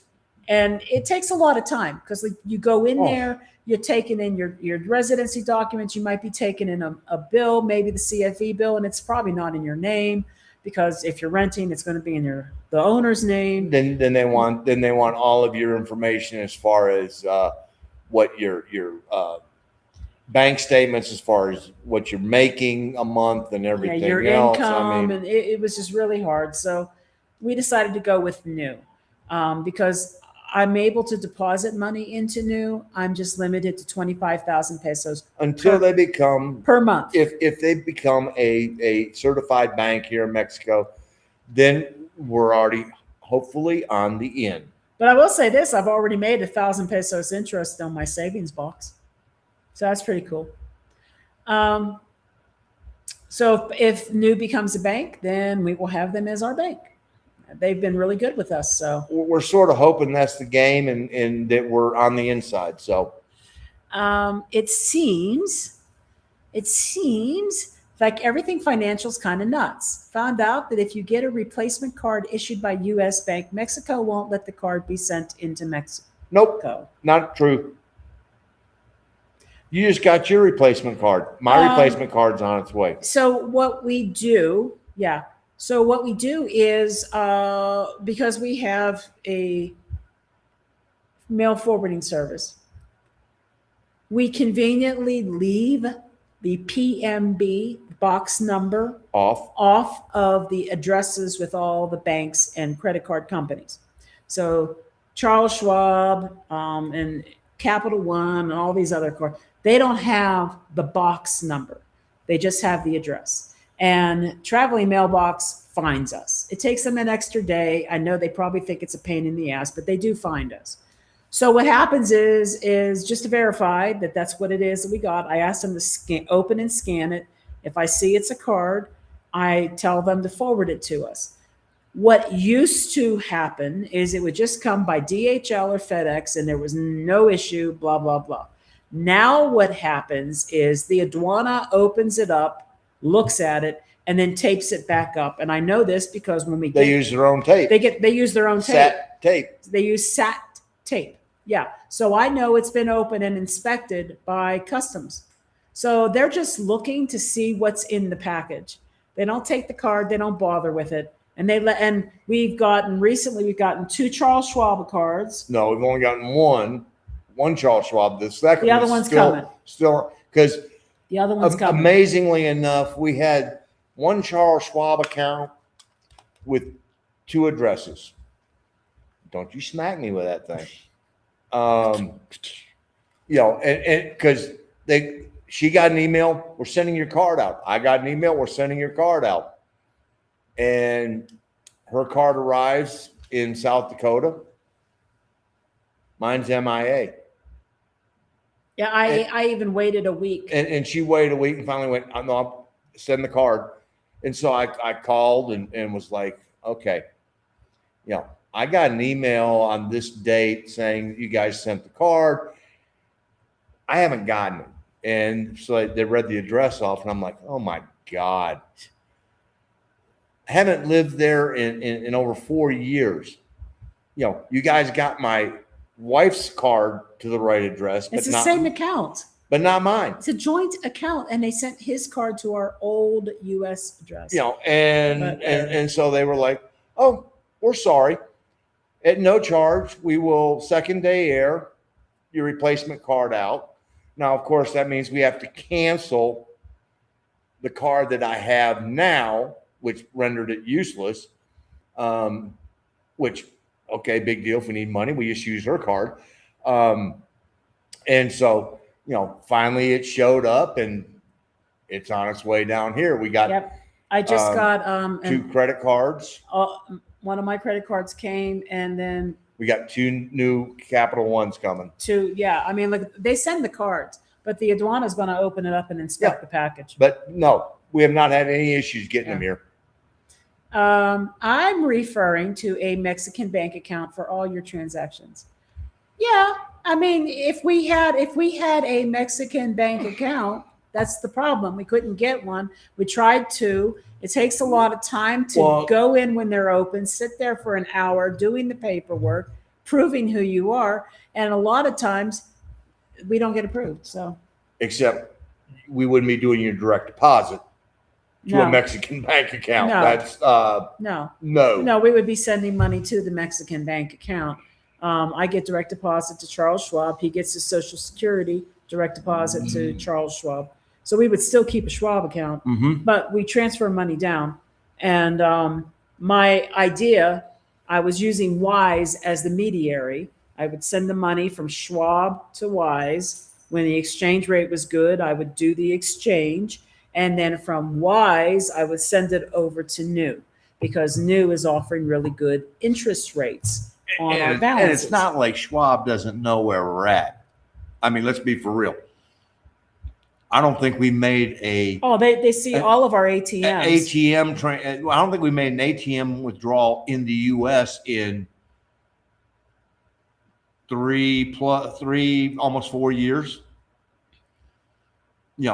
Ever since we came down here, he just walked over there. I know. Did he pee? No.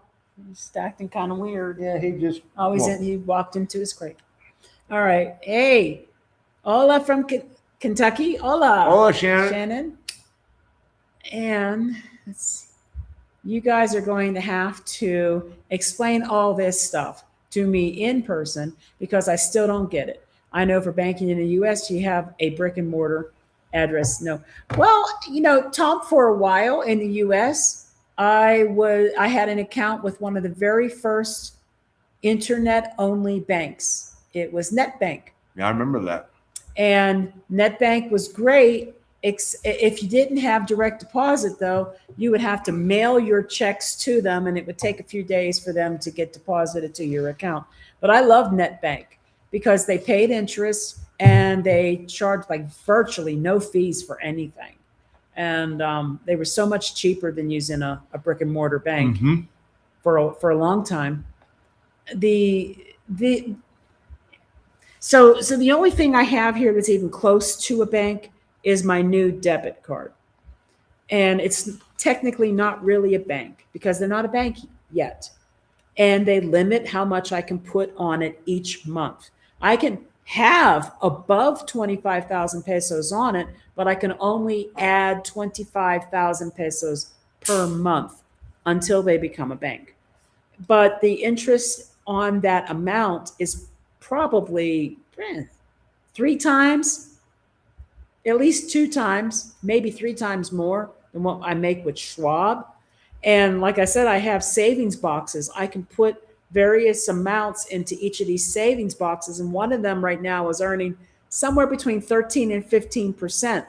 The other ones are going to be earning somewhere between 6.5% and 8%. I mean, that's really good. So that was my plan. I was going to start just throwing my excess money onto the new debit and just have it there building interest and things like that. We don't really, I mean, when we buy things in the US, I'm sorry, in Mexico, we typically are using our Capital One card because our Capital One Saver card, it earns cash back. And if we get cash out of an ATM, we use our Charles Schwab card because it has no international transaction fees and it has ATM rebate fees. So we don't even pay for the ATMs. So, it's really not that bad.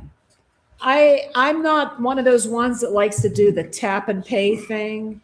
I'm not into that. I like to scan my card, old school. And I don't really like to even use Google Wallet, to be fair. I do have a couple cards in my Google Wallet, but I never use it that way. Nope. So I've never even set mine up. Like the only thing you've ever made me set it up for was he peed. He peed. I don't know. I'm just telling you, he did because he's wet. Okay, Dude. Dude. All right. Woo. With a Telcel statement, you can open a bank account with Inversa. Oh, it was Telcel, not Telmex? Yeah, but that was either way, it doesn't matter. We don't have. That was the guy that was like. They wanted a landline. Well, no, that was the guy that was 2 weeks later called Arlene and said, "When do you want to meet?" And we were like, we already had the new by then. 2 weeks ago. See, and you need a Telcel bank account statement showing proof.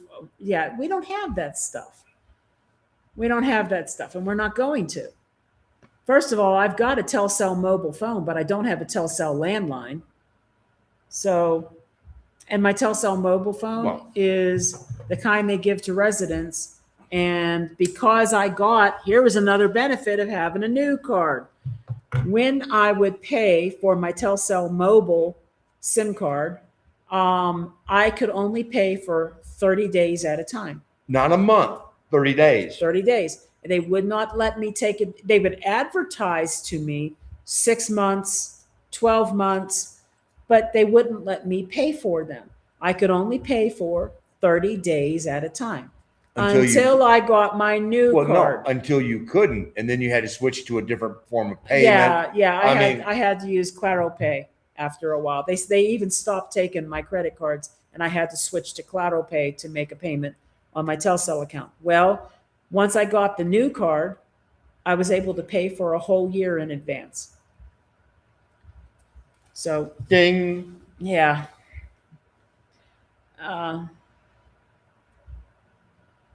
See, this video does a comparison of all the apps. Which video? I don't know. Maybe post it down below. I'm going to look. I'm looking for the video. There's quite a few. Listen, guys, there are people on YouTube. Ooh. There are plenty of people on YouTube that have done deep dives into these apps and the comparisons between them. It's really, from what I can tell, if it's a small amount, some of them are going to be better than others. But the larger amounts, you could be paying more in fees. So I think like Remitly, for example, would probably be great for amounts of $1,000 or more because they only charge $1.99, but they offer a lower rate of exchange. Wise is offering a better rate of exchange, one of the best rates of exchange that's out there, but they're charging a bigger fee. So a lot of it really depends upon the amount that you're going to transfer, because the percentage rates make a difference. 5% on $2,000 or $5 on $2,000 is a pittance, whereas losing 2 or 3 0.2 or 0.3 pesos on $2,000, that's a big chunk. So It really comes down to, okay, got to get the calculator out and do the math and go, which one is the better rate for you? For sure. I would compare them. I would compare them with $100, compare them with 500, compare them with 1,000, and maybe compare them with 3,000, and see how they work out. And it's probably what I'm going to do too. But I'm thinking about checking out the Do app, just to see. Again, I don't like doing the crypto ones unless it's an immediate transaction. But I would love to just have a regular bank account. And the closest thing we've come to one so far has been Nu. And hopefully that will be a regular bank account. Actinver definitely is one I wanted to look at. And I just asked Romy to please tell me who her contact is. And she sent that to me. I think it was yesterday. Yeah. So we'll be reaching out to them as well. Hey, Tommy says, Metro by T-Mobile to T-Mobile. That was a mistake. Oh, no. Oh, no. He wants to change back. In Mexico, I mean. Okay, yeah. They're talking back and forth about that. I'm trying to catch up with what's happening here. Okay, Sammy. Hey, Sammy. Since we plan to move to Querétaro next summer, whoa, what just happened there? What? It went in and out of focus. Thoughts on if we get a full service account at a Mexican bank and have most of our savings converted to pesos so we don't lose our ass when the dollar crashes. I agree on transferring as much as you can if you think that the rate of exchange is getting weaker and weaker. I think that's a scenario where, let's say you use Lise and Romy at my place at Querétaro. Our recommendation by far, but Romy knows everybody, and if she can get you into a good brokerage account like Actinva or whatever that is, that's a great place to start. But it really goes down to who you know. Yeah, it's true. It's true. But for sure, I mean, I would love to have a full service bank, but it's been rough finding the right one. And we've only tried 2, but we know Paulette and Mark went through at least 3. I think 6. I think 6 was the number that they went through. And my feeling was once we had gotten the Nu account, for as much as we actually need a Mexican account, the Nu was working. Yeah. It's given us a great rate of interest, and it's doing what I need it to do. I'm able to accept payments from people pretty easy if I ever, needed to accept a payment for something, and I'm able to pay bills with it. And knock on wood, hopefully not too far here in the near future, it becomes a bank and all the problems are solved. True that. When I had my schnauzer, he would be at the bottom of the stairs with his legs crossed waiting to pee. Oh, well, you used to sleep naked, Tom? Hey, really? Used to? I've heard stories of sleepwalking naked. So, I mean, I'm just throwing that out there that. Yep. Haven't had a credit card in 5 years. Don't miss them. Well, I would agree that it would be great to not rely on them. And I don't want to say we rely on them, but we have some really high limit, in my opinion, high limit credit cards that we really don't use. And every 6 months or so, we might put a small charge on them. We toss something on it just to keep it active. Right. But there's one in particular that's 5 digits. And that is basically, if something happens and one of us has to go to the hospital. Yeah. Here you go. Until we build up enough savings that we don't have to worry about the unexpected. Put it on this because it's important that you have a reserve amount of money set aside in Mexico for medical Now, emergencies. if you've got enough in savings, you can just, boom, pop it on the debit card. You're even better. Yeah, that's better. That's Whoa. better. Yeah, don't do that. What? Talk with my hands? Oh my God, we're in trouble. Yes, I know. But yeah, in general, we don't really carry a balance on our credit cards. No. Well, on a Capital One right now we do, but it'll be paid off next month. But we don't really carry a balance on our credit cards, but we do put something on them about every 6 months, just to keep them active. When we got down here, we had 2 cards that we were like, oh, they got canceled on us. And we didn't use them enough. They were canceled because of inactivity. So we have since learned that, okay, we got to do something. I'm not getting arrested just to walk that dog. Hey, it's just the backyard. It's 2 a.m. Oh my God. As far as savings and investing in Mexico, I saw that the Mexican debt was just lowered to the lowest level of investment. I'm wondering about savings and buying government bonds. How safe the dollar is? Oh, the peso. Because the peso also uses that. Man, I don't know. Right now, to be honest, Jesse, how safe is the world economy? And that's one of those things that he's just laying over there in his bed. He's chewing on his stick. Checking.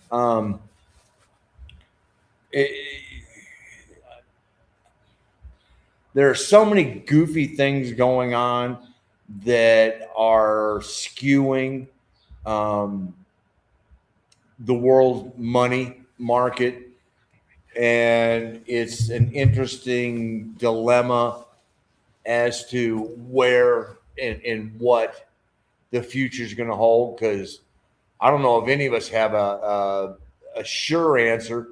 And I think that anybody who goes, yeah, I've got the answer to that, I don't know if what they're telling you is accurate. I mean, that's just one of those that it's difficult. And I'm a big reader, and a lot of the things that I read are absolutely scaring the bejesus out of me about how certain governments are trying to get other governments to fail for economic advancement and things like that. And there's all these different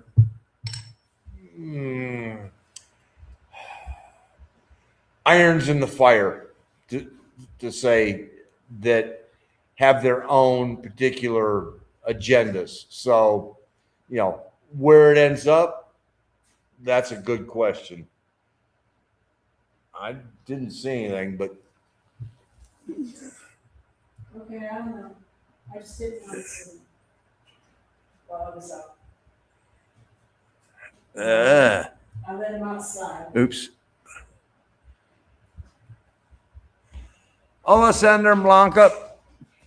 Yeah, he's a work in progress. Yes, he is. Working hard. He's yeah. A lot of work. Hey, dude. Good God. Come on. You can do better than that. There you go. No, we're not biting. No bites. No biting.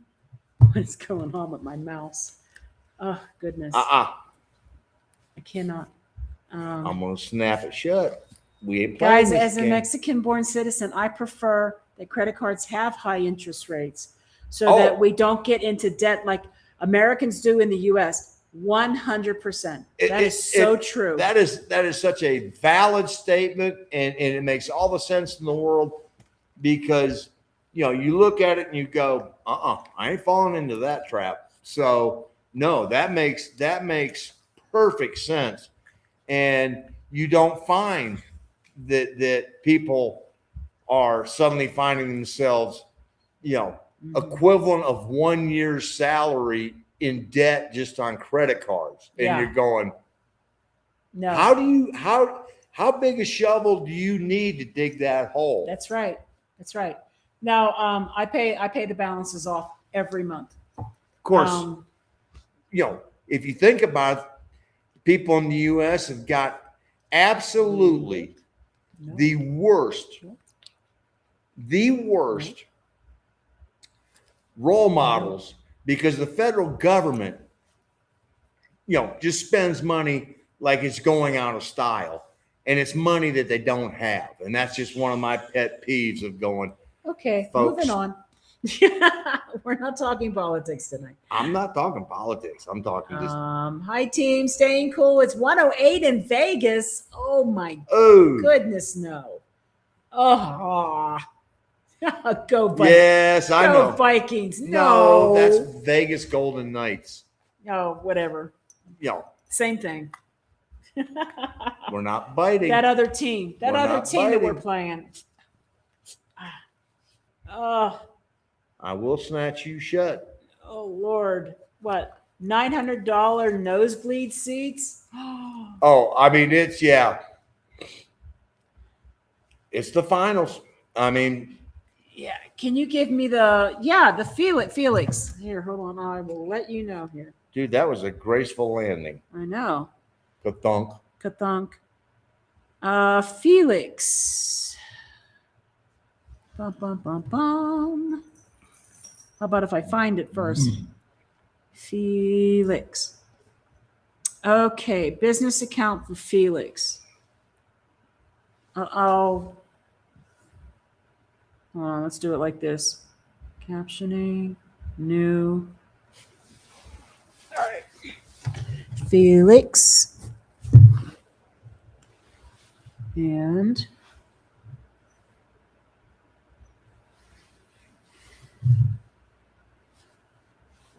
isn't that interesting?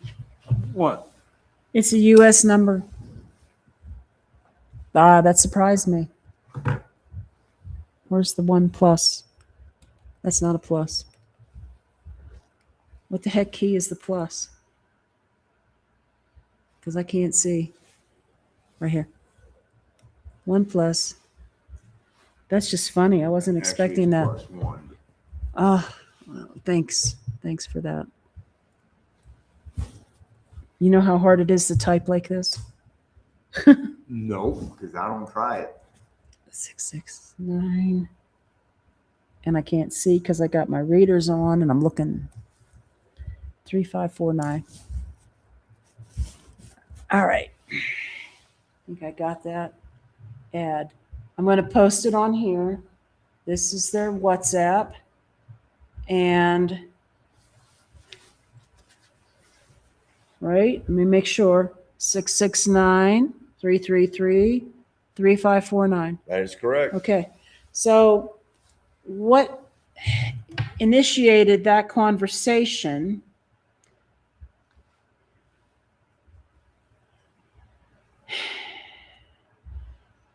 The conversation was initiated through my new app.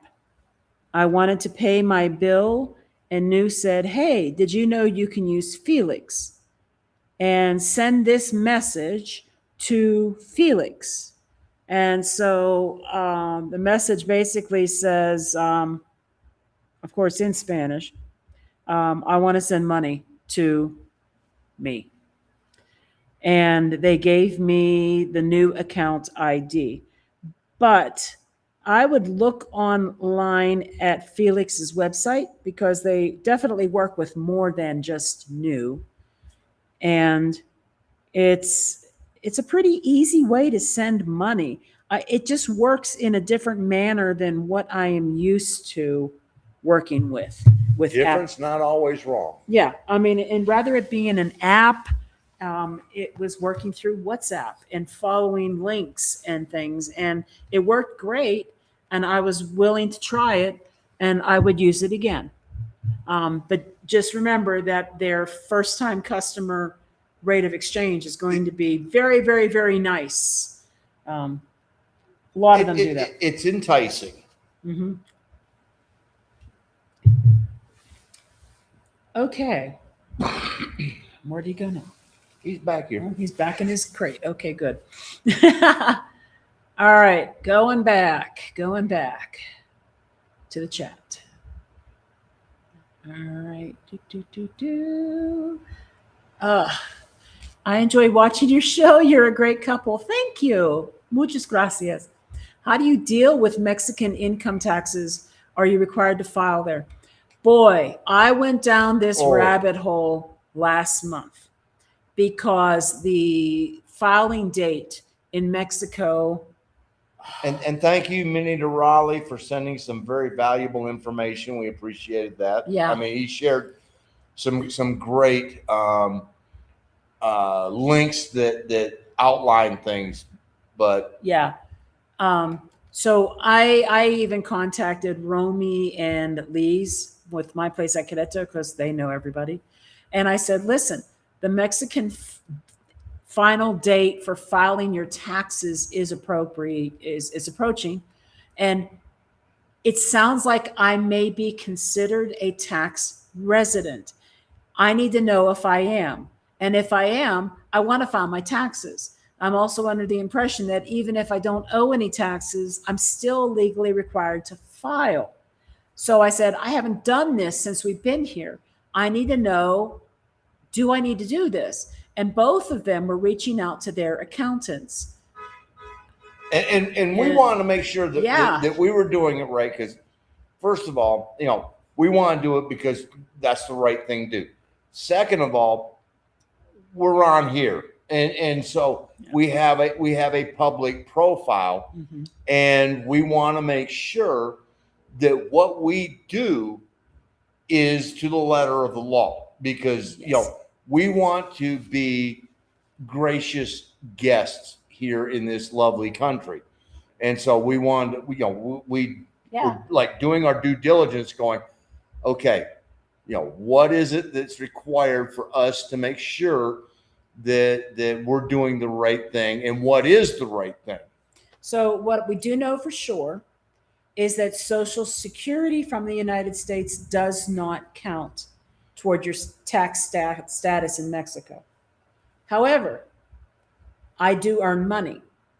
And what I wanted to know is, even though I am earning US dollars from another contracting company in the US, I am technically self-employed.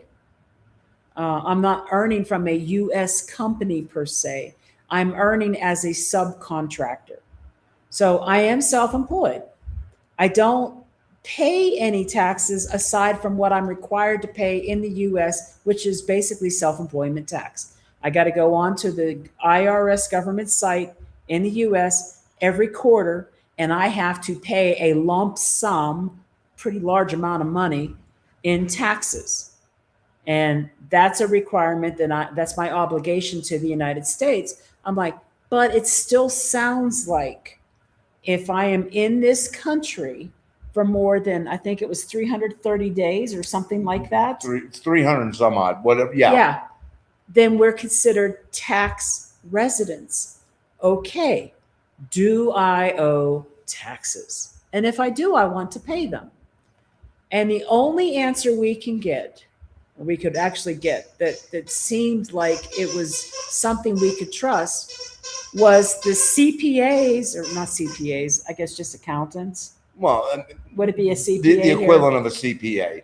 We're telling Romy and Lee's that no, unless we earned that money in Mexico, no.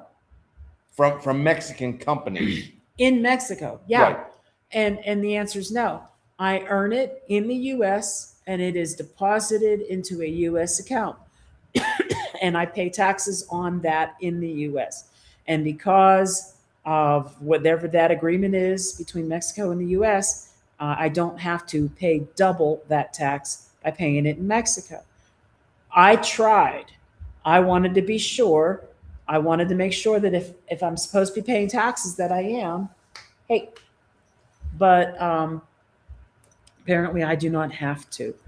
Even with the YouTube earnings that we earn, that is money that is being earned in US dollars, and it is being sent to Charles Schwab in the Charles US. Schwab accounts in the US. And that ain't a whole lot of money. Well, no, it's not. It was $1,700 last year. But the point is, it's being earned in the US. Right. So Well- there is nothing that I am earning that is considered Mexican income. Therefore, I am supposedly not required to pay those taxes. But it never answered the question, do I need to at least file?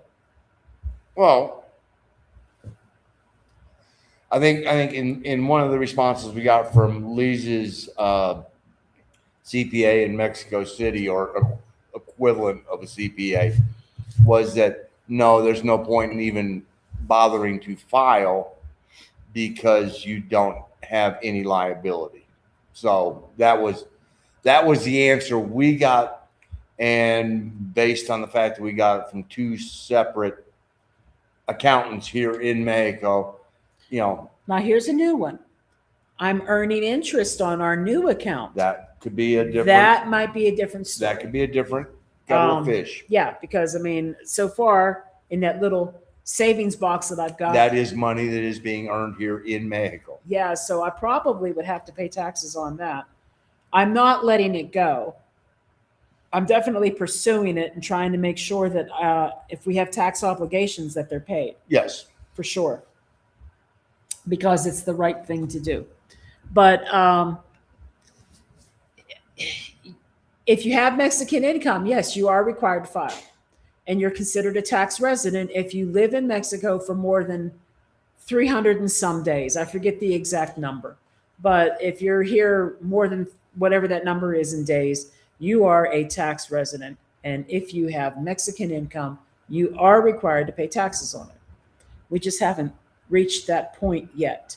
Nope. I feel like we might next year. We will continue to ask the question. Yeah, we're asking. Because we want to make sure that if we have an obligation, we want to make sure that we are fulfilling it. For sure. So I would say if you have any investments in Mexican bonds, savings, any of that, that could change a picture, and you would have a tax obligation on that. If you are a U.S. citizen and you're earning money in that manner in Mexico, if you're beyond a certain threshold in Mexico, you have to also report that to the U.S. But we're never going to reach that threshold. I know that. Everything okay over there? Oh, I guess he's occupied. Gina, I still have a landline. You know what? No, that's my mother-in-law, my former mother-in-law, still had a landline as well. It's just like, why would you in this day and age make that a requirement to open a bank account? That's the weird thing. Annie, you are not late, honey. No. I didn't see that you stepped out and then you were like gone. I'm like, hey, what's going on over there? Well, guys, fortunately, you will be free in November with your permanent residency. We are getting permanent residency and we cannot wait. It's just, that's going to be lovely. And we also found out that the language requirement for the interview for citizenship is A2 level, which is pretty much where Mark is. Mark's at A2 level Spanish. I don't know what the hell that means. I mean, it's one of those. It's where you are. It's where you are. And so I can half-ass carry on a conversation. You have to be at least A2 level. I think I'm on the high end of A1. I'm not quite at A2 yet, but he is. And look, the appointment with the neurologist, if that wasn't a test of where you are, I don't know what is. That was impressive. It was impressive. But yeah, if Mark chose, he's over the age limit that he would not have to take the history exam. They take pity on old people. They would just do the interview, and you have to be at least A2 level for that interview. He could potentially, if he wanted to, apply for citizenship. I don't know. We'll worry about that when it comes to it. Just saying. But yeah, we're looking forward Let's to. put it this way.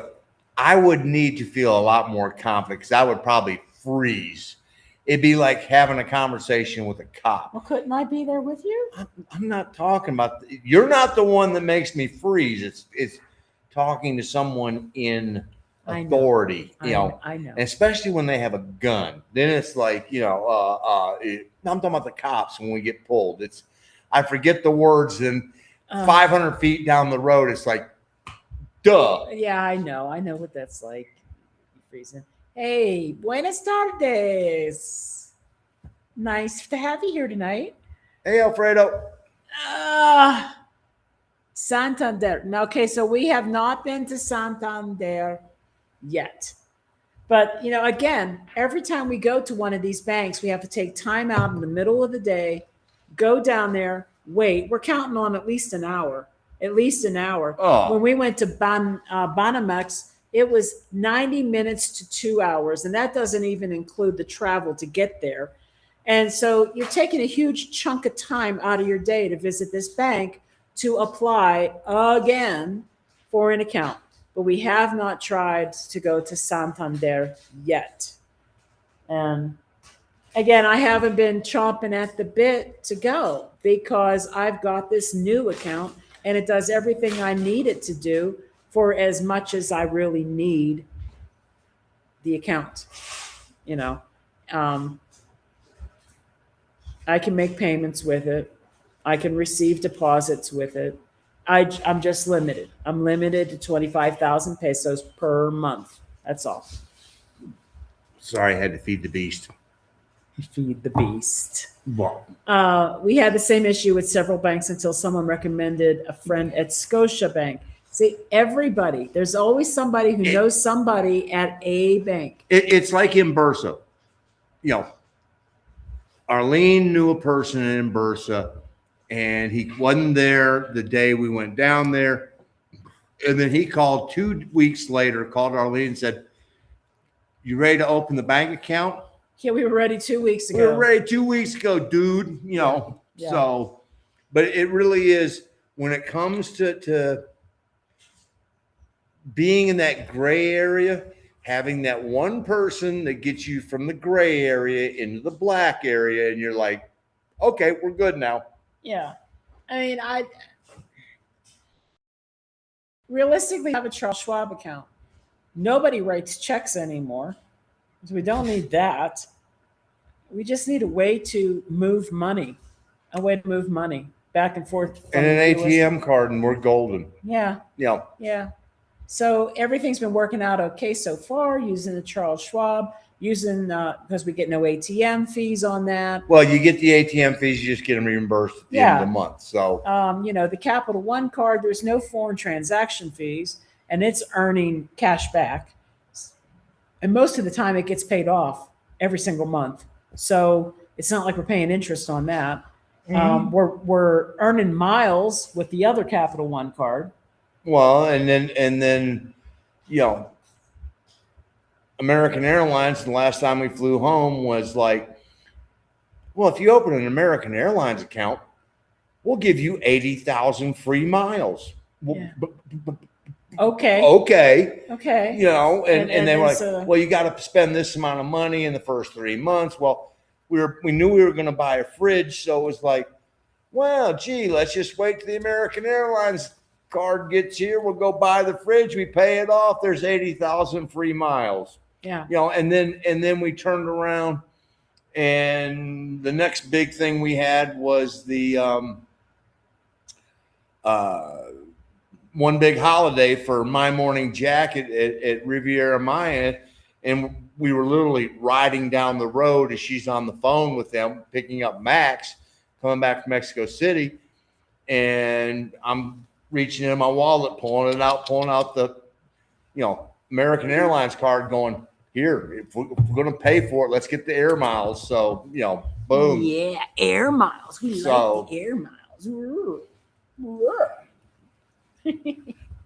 Oh, goodness. Yeah, that's how I was able to open the Inversa account, because Roma sent me her Telcel statement. through WhatsApp. But and yet there we were that day, and they're like, it has to be in their name. And if memory serves me right, she had to be home and answer the phone at a certain time or something. Yeah, they would call and verify. I mean, the whole thing was. I was like, are you serious? They're going to call and verify that somebody's at home and at this number? And like, why does that matter? Of course, then they ended up paying for extra insurance on Romy's house for a year plus. Well, that's a different conversation. Yeah. Tapping is safer than swiping. Is it though? I mean, I know that people can have readers. Yeah, if they've got the skimmer in there, then if there's a skimmer in there, that's a problem. I'm just not quite to that whole. I'm not at that level. Thing. I'm not at that level yet. You're just doing it, just not used to it. I really like how the lights are glowing behind us. By the way, did you notice this? He's green and I'm purple. Well, that's because that looks really nice. When we drop down the blinds, now it's bouncing off the blinds. That's really awesome. You know how it is. Like Tom still has a landline. It's that kind of thing. Tommy still has a checkbook. Yeah, I guarantee you. He likes to walk. He likes to walk down to his bank, do his business. You're comfortable with what you know, and when it's new, it takes a while to adopt it. Oh, it's so funny. It's all a bit comical. Oh. I was approved for a bank account, but denied by Nu. Nu denied you? My gosh, I was just like, wow, they must be the easiest people in the world. Wow. Hold on. What?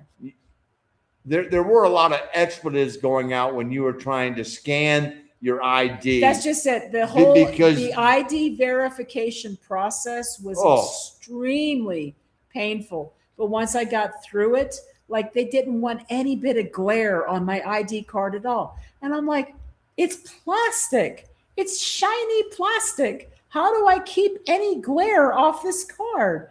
And it was just like over and over. I kept submitting. And then eventually they accepted it.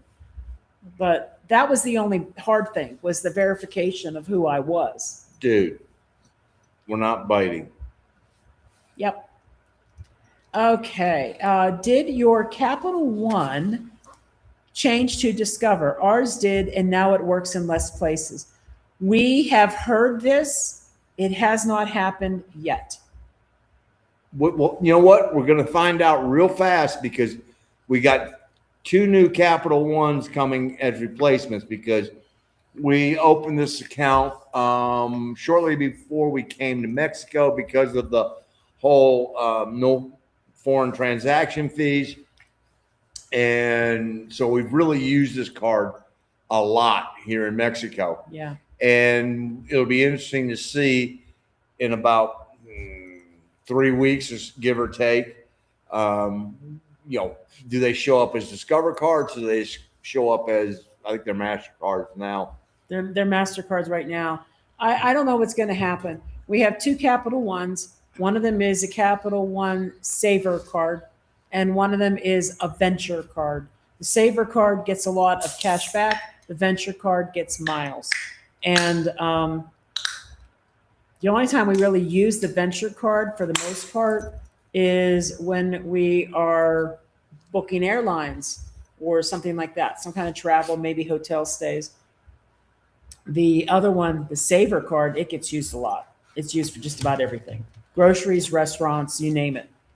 Man, I don't know. I hope it's not a Discover card. I've been waiting. I've been hearing, but I haven't seen signs that that's what they're sending us yet. So we will find out soon. It's a good thing to bring up, though. Now I'm going to be paranoid. I mean, we got a Wells Fargo card, too, and it earns. I think the Wells Fargo card actually had rental car insurance and stuff on it. I don't know. I just use the one you tell me to, baby. Did you use a comparison with Mexico and other countries, too, before you decided upon Mexico? I'm really torn between Mexico and Panama. Mexico is overall cheaper unless you like to still live gringo. Um, we never considered Panama, probably because of its location to the equator and the heat. And we were already aware that there were going to be parts in Mexico that may be too hot for us. So we had planned to visit those parts during the hottest times of the year, just to make sure that we could tolerate it. And we couldn't. And we couldn't. So we have a subscriber, actually a good friend of ours, who I went through expat Spanish with. If you're looking to learn Spanish, that's your route to go. But he actually moved to Huatuco. He retired from the U.S. government and then moved to Huatuco, was in Huatuco for about 6 months and moved back to the U.S. and just wasn't feeling Huatuco, wasn't feeling Mexico. And now he is in Panama and loving it. And he is down there on the beach in Panama. And I'm like, yikes. You know, Rick, it's hot there. And he's going, I'm loving it. And it's like, some people just like the heat. That works. He's a big fisherman, loves to be able to go out and fish. And he's in a very small fishing village on the coast of Panama, on the Pacific, and just absolutely loves it. So, there's different ones for different people. We did look at Belize. The biggest thing that scared us about Belize, was the heat, because we had done numerous vacations in the winter in Riviera Maya, and we knew the temperatures there in the winter. And we're going, oh my God, I can only imagine what it's going to be like in the summer. And Belize has got some areas. It's one of the higher crime rates in all of Central America, unless you're in Gringolandia, and then it has some of the higher prices. So, it's one of those where we finally just went, nah, Mexico's where we're meant to be. Yeah. I mean, and I recall that we did look a little bit at other countries in Europe. There was consideration for Malta until we found out how much money you had to even qualify to live in Malta. And we didn't have it. We didn't have it. Not even close.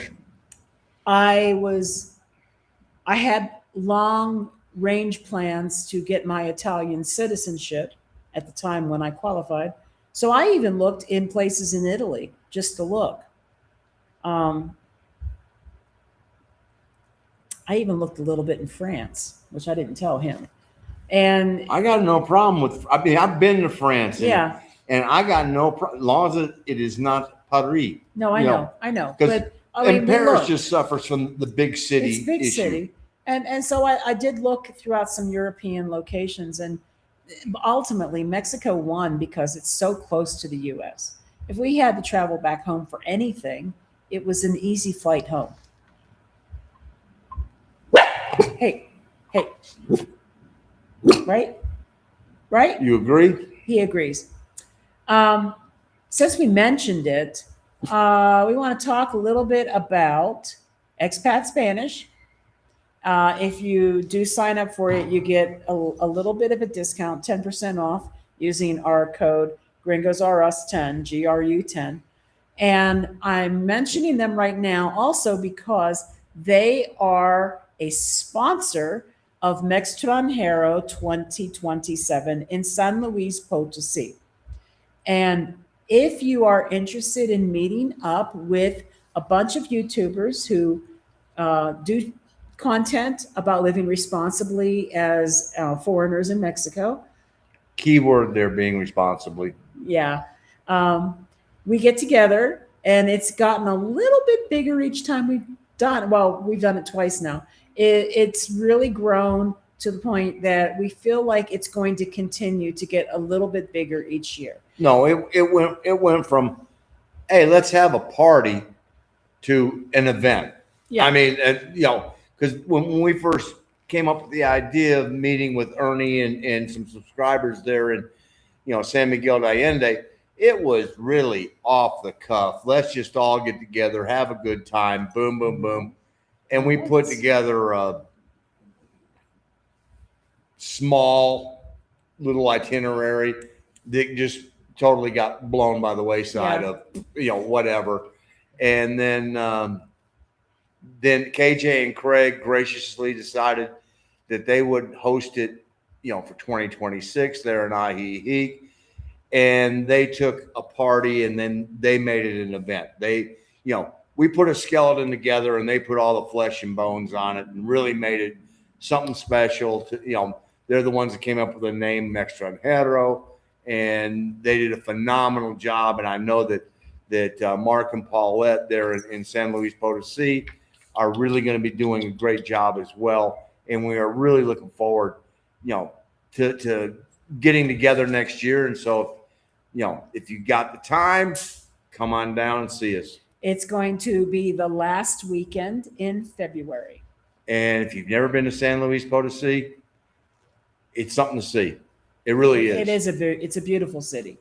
It's so very, I don't know. It's very, the most European city of all of the cities that we toured in Mexico. And that's quite a few. Yep. Dude. Okay. And hola. You're not that late. Not really. For as much as we talk, right? As much as Max talks. And you are welcome. You're so welcome. Tom says, I lived in Puerto Rico for many years in the past. Yes, it is hot, but the trade winds are always blowing. Big difference. Wow. It does. And there again, depends upon which side of the island you're on as far as where the winds are blowing. So, if you're getting that good breeze, that helps dramatically. And we found that even to be true in Huatulco, because where our friends Don and Lisa live up over top of the Bahia, it was 10 degrees cooler there than in La Crucecita. Yeah. And we were just like, oh my Arlene, God. I loved it when it rained. Puerto Rico. Yeah. Beautiful. Sunny. Okay. I lived in the Verde, 3 blocks from Hotel America in Puerto Rico. Nice. Americana. Okay. And Puerto Rico has had the most beautiful skies. Sit outside on my bit patio with a glass of wine and watch nature's beautiful show every night. We've had some good ones here in Querétaro. I have a CETES account and earn interest. When they pay me the interest, they automatically deduct the interest. What does that mean? When they pay me the interest, I'm thinking automatically deduct the taxes. Deduct the taxes. Okay. That's how I'm reading that. Okay, cool. All right. I finally figured out the tax thing 3 years in. Okay. I have a great Mexican accountant. You do not have to pay double taxes. However, you have to disclose your worldwide income to the USA and Mexico. Yeah. So, like my income right now, I thought I had to file. I wouldn't have to pay, but I would have to file. And man, I mean, like these 2 accountants from Romy and Liz are like, yeah, you don't have to do that. Now, remember, this is also Mexico, where a lot of it is, you know what? If you don't have to pay, don't even worry about it. I mean, and a lot of things down here are done very differently than they are done in the U.S. So it's again, it is what it is, and we will continue to ask. I'm going to continue to ask, and especially now since I do have interest that I'm earning on this new account, I'm going to push to do it next year. And this year they kind of wrote it off and they're like, yeah, don't worry about it. Well, I'm asking because I feel like I'm supposed to be at least filing, even if I don't owe anything. We're going to find out. I keep asking. So fortunately, SAT has me as a no tax is due so far. Nice. Yeah. Yeah. And you know what? And we hear this. You know, there are people who very strongly feel that if you are going to be a foreigner living in Mexico, they want you to respect Mexican culture, speak Spanish, and pay your taxes. Those are the three things we hear most of the time. And we're trying. You know, we're learning Spanish. We do respect the culture and the people. That paying taxes bit has been something that has been really hard, and I have looked into it and I have tried. So for sure, I will keep pushing for it, and eventually we're going to get this. We're going to get this for sure. What is this? September 2027 for us. Yes. Yeah. Yay. And yes, Mark is at A2. He absolutely is. I can't tell you how impressed I was with his conversation with the neurologist. Yes, there was moments that he stumbled. There were moments where he would say Monday. She would have to repeat. Occasionally, I would hear a word that she said and I could translate it to him. Occasionally, I had the Google translation app out on conversation mode, but most of the time, he was getting it. She was choosing her words carefully. Yeah, she was simplifying what she was saying. Thank God. But you know, I was getting, I would say 70% of what she was saying. And there's a couple of times Gina looked at me and goes, "Are you really understanding what she's saying?" And I'm like, "Yeah, you know." He did well. I was very pretty much got it. Very impressed. Proud of him. He did really well. When we went to Santander, they told us that we can't make international transfers for 6 months. So we walked out. Yeah. Well, yeah, because given what you guys were attempting to do, you couldn't wait 6 months. So, Arlene, I lived in Puerto Rico during the 70s. Don't think she was. Yeah, she was. She was alive. Yeah, she was. She was alive. We ain't going any further than that, but yes, she was. She goes, I was 5 years old. Okay, now I don't have to, you know, there we go. Oh, my. Okay. Oh, here we go. Oh, good God. Yeah. Yeah. Okay. How can we be the same age? You look so much younger. Oh my God. Oh, you guys are funny. Okay. It's pretty amazing how hard it is going to different countries. Malta is nuts. Malta, you know what? Malta's beautiful, but you've got to have bankroll to even qualify for residency there. Well, you got to have that money so you can go see the set of Popeye.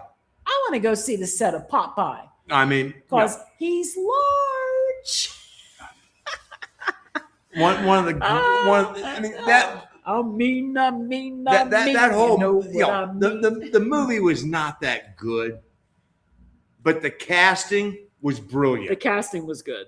I mean, you know, Ray Walston as Pappy was just like, oh my God, I would never have thought of that. Come on, Shelley Duvall is olive oil. And Shelley Duvall is olive oil. And the guy they got to play Bluto. I mean, what I say. Yeah, I mean, it's like, okay. I don't know. Yeah, it's not that great a movie, but it's got some fun moments. So, you know, hey, look who's here. Mark and Paulette. Hola. Hey. Well, there's a question right up above that they might be able to answer. Are there hotels listed yet for Mextranjero? I don't believe there are, but when I think they have had 3 hotels that have already submitted discounts. That stuff should be updated On the event page. On the event page for Mextranjero. And you can get to the event page through the Facebook group. Yeah. Yeah. Go to the Facebook group, and then why am I talking about it? Like I have a clue as to what the hell I'm talking about. But Okay, Mr. A2. That's in Spanish, not in Facebook.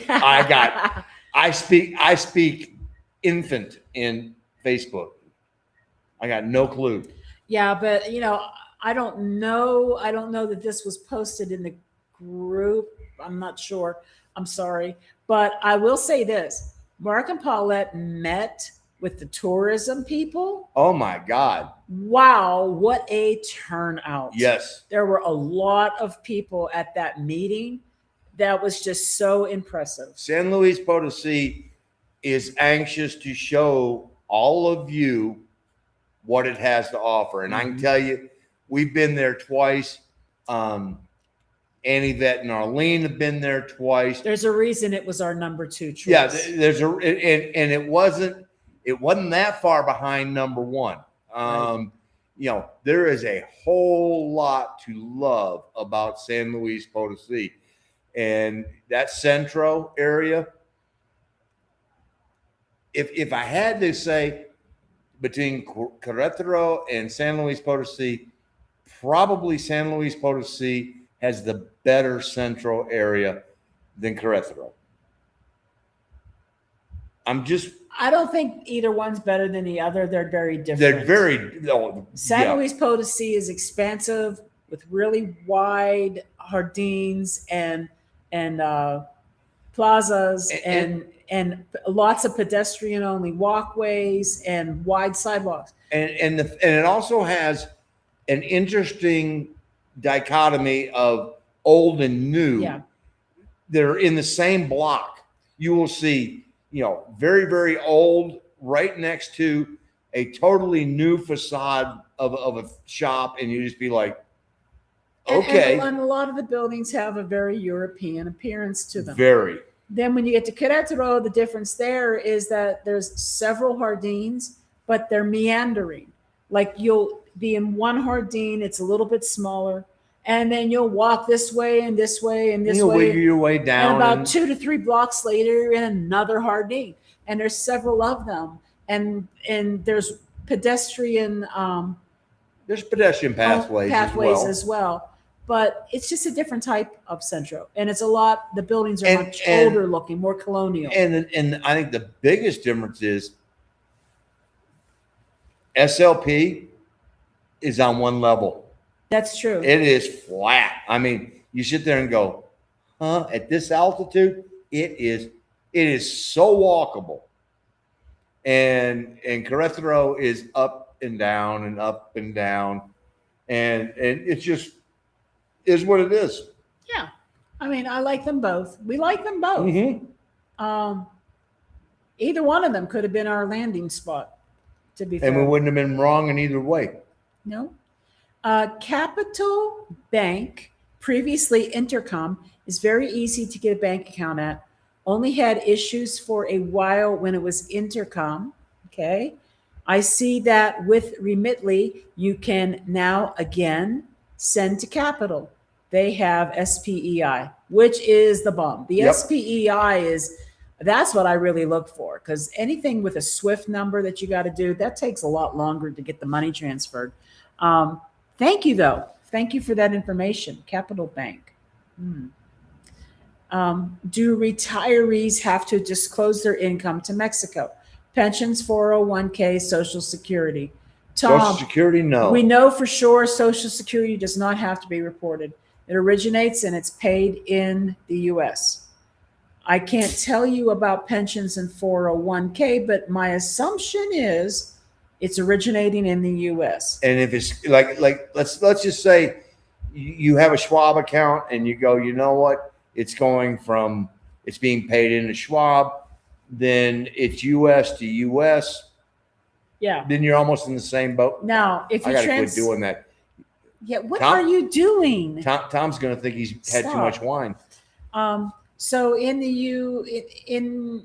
you were transferring that money to a Mexican bank and you're earning interests on that money, or if you're buying Mexican securities and things like that, you're reporting that for sure.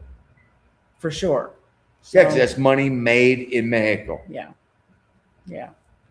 Or if you're actually earning some money in Mexico in other ways, whether it be working at a car wash or, the pollo stand.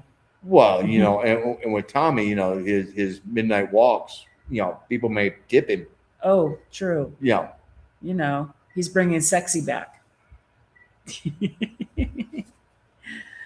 We have 12 or 13 responses from hotels, but only 3 that we're interested in because they're located in Central Historica. Okay. Very good. And quite honestly, folks. Okay, so we go back to this. You're going to want to be in Central, in SLP. Yeah.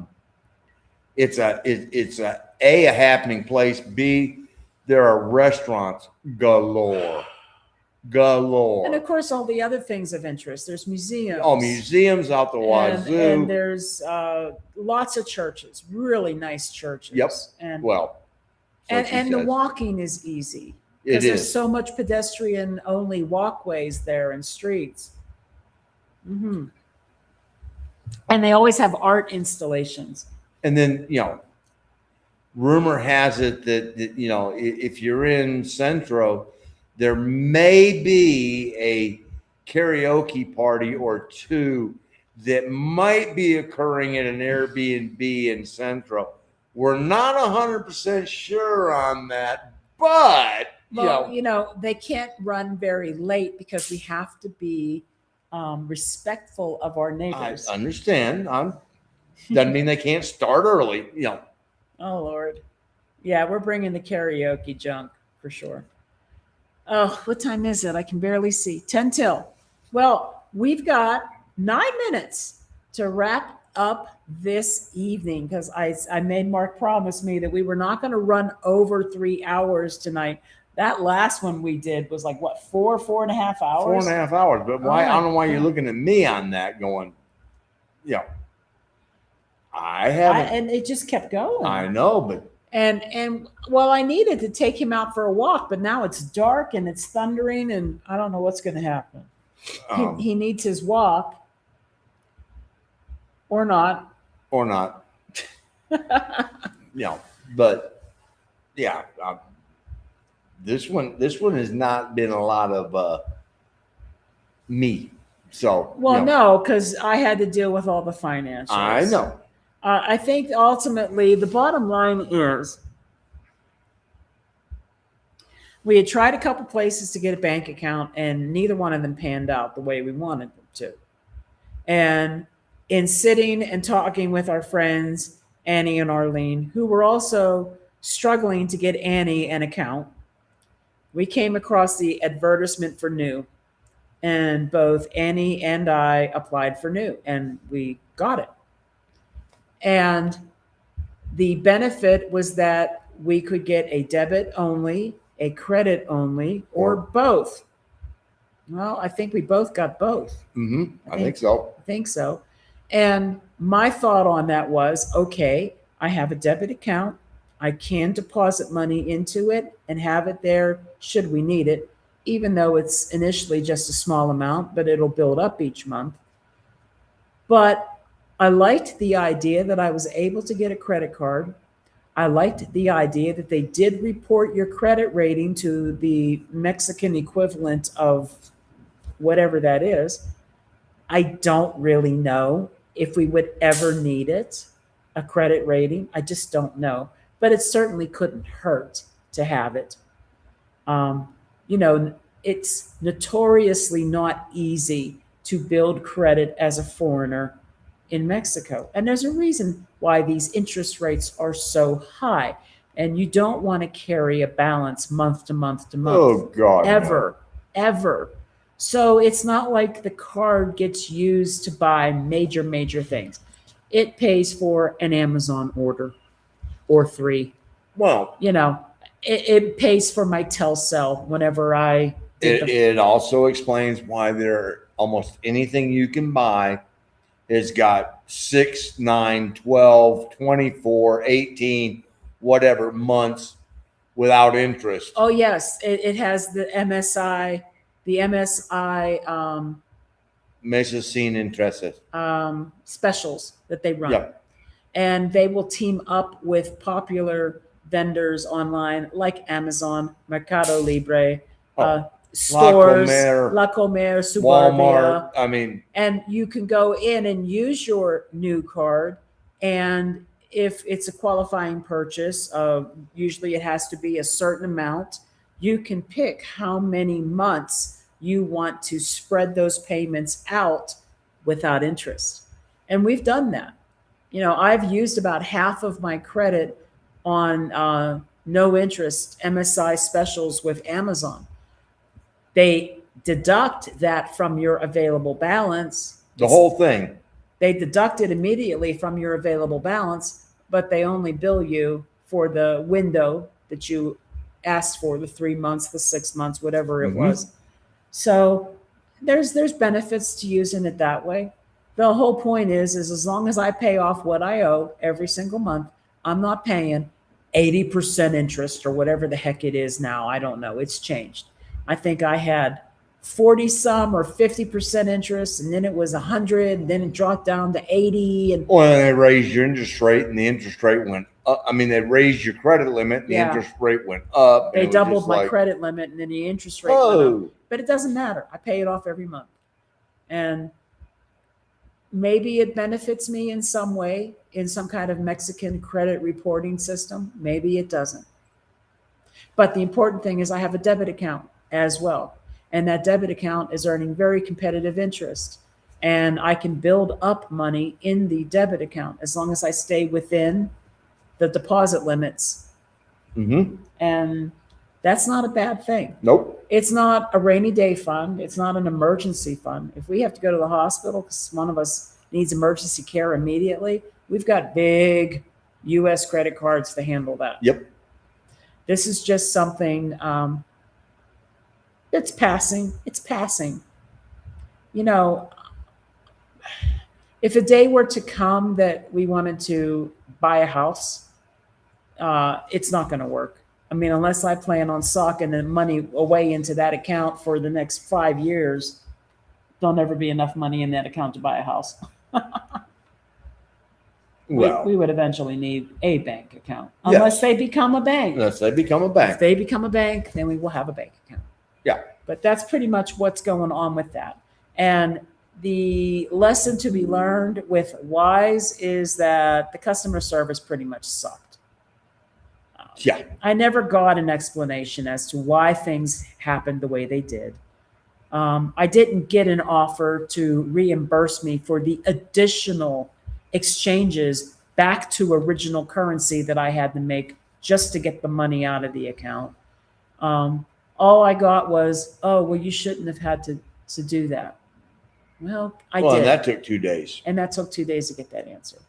So, there you go. Do I keep track of exchange fees? Do keep track of all your exchange fees per year. That would be tough unless you put it on a spreadsheet. I agree with you. The good thing is that I can go back and look at all the fees individually, one by one, of what I paid. I may have to start tracking it on a spreadsheet, and that wouldn't be a bad idea. But now that I have diversified, and I have used Felix, and I have used Zoom, and I have used Wise, I'm going to have to really dig in. And that was just in the past week. No wonder I'm tired. Yeah. Yes. Ask Mark and Paulette which street corners I should be working on in SLP in my Chippendale cowboy costume. I went, well, Tom, I can tell you, go to the Zocalo. Right down in the big Jardín that's across from the Franciscan church. Somehow that just doesn't seem right. I don't know. Remember that guy who was doing the living statue? Yeah, That could be Tom. There's a difference between the guy in the living statue and the guy in a Chippendale cowboy outfit. That's. I've got the perfect song for you to dance to, Tom. I wanna be a cowboy, and you can be my cowgirl. Yeah, boy. Yippee-ki-yay. That's right. That's right. Glad to hear Intercam Bank is back as capital. Worth checking it out. I'm going to look too. I'm not totally done giving up on getting an actual bank account. I was just so damn happy that I could get this new account. Well, and it's been working out well for us. And I'm hoping that they're going to become this bank. I know they've been working toward it. So. And then it was like, okay, hold on. We got to renew the lease, and we got to do this, and we got to do that. And then all of a sudden we throw Max into the equation, and it's just been like, wow. Every time we think we are slowing down, dental appointments. Now we got to do imaging. We got to do our labs, rehab. More dental.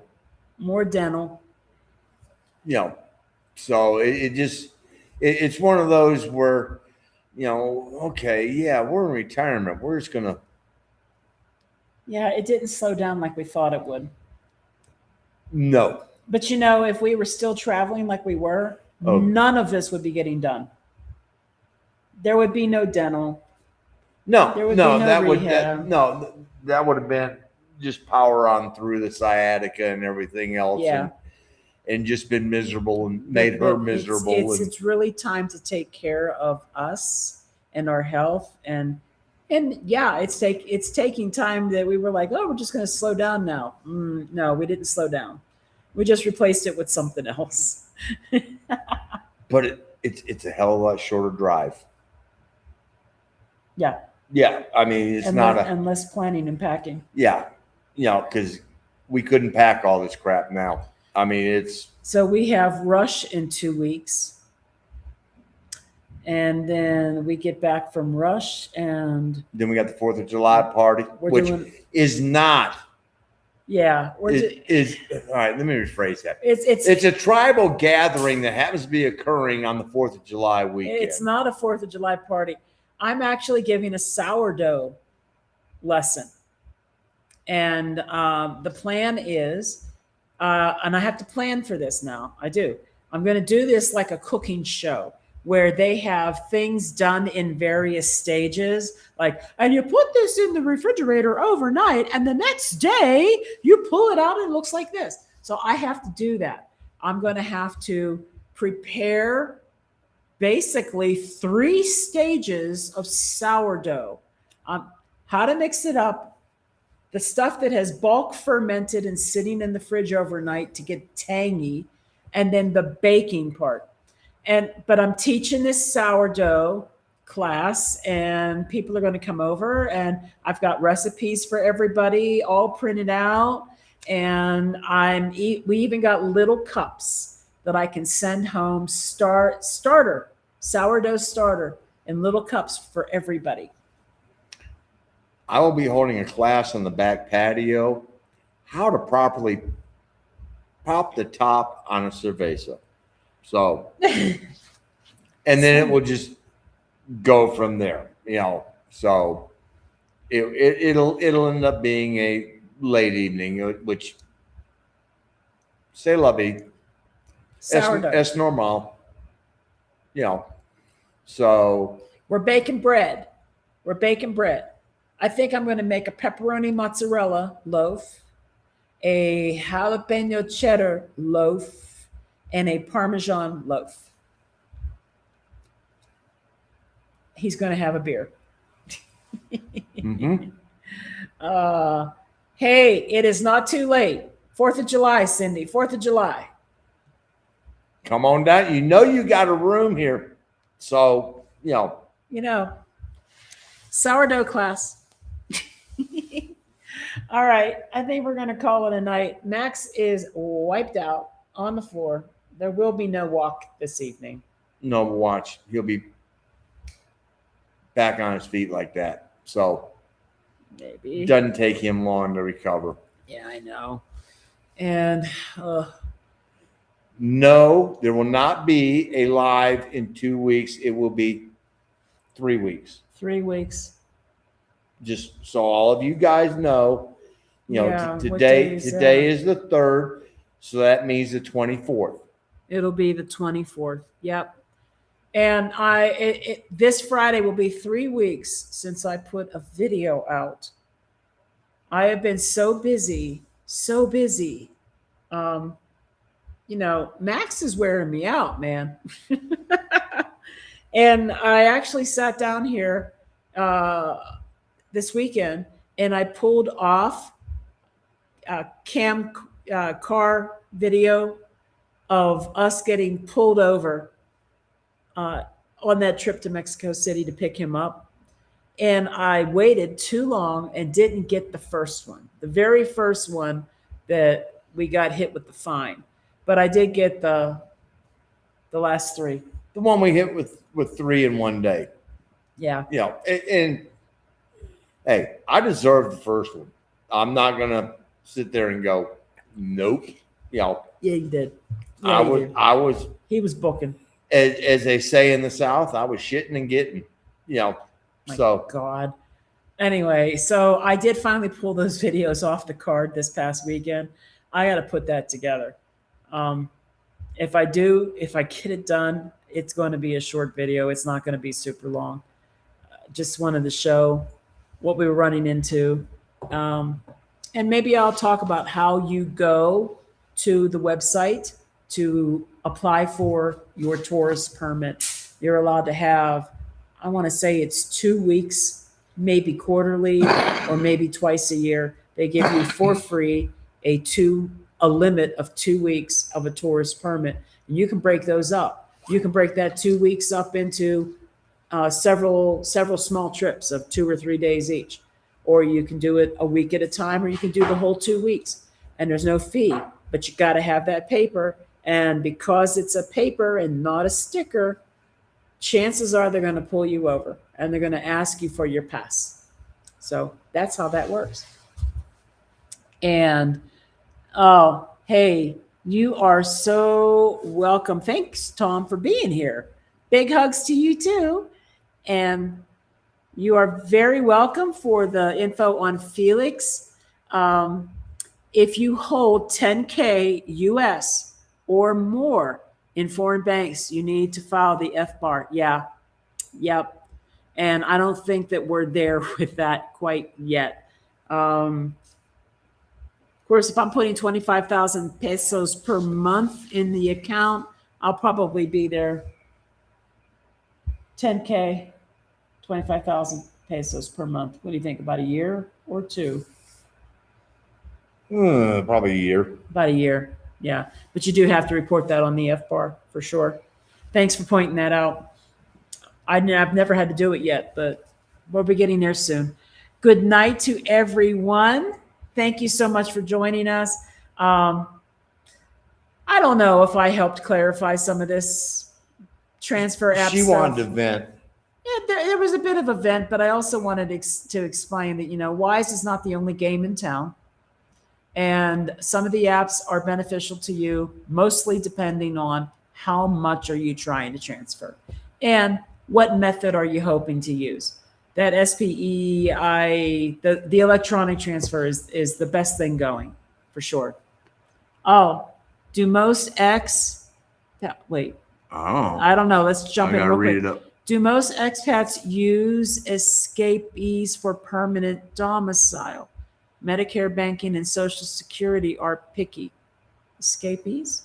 I know that banking gets a little goofy, which is why we don't put the PMB on any of the information as far as the address. PMB stands for personal mailbox. Yep. We just use the address and the suite number and stop there.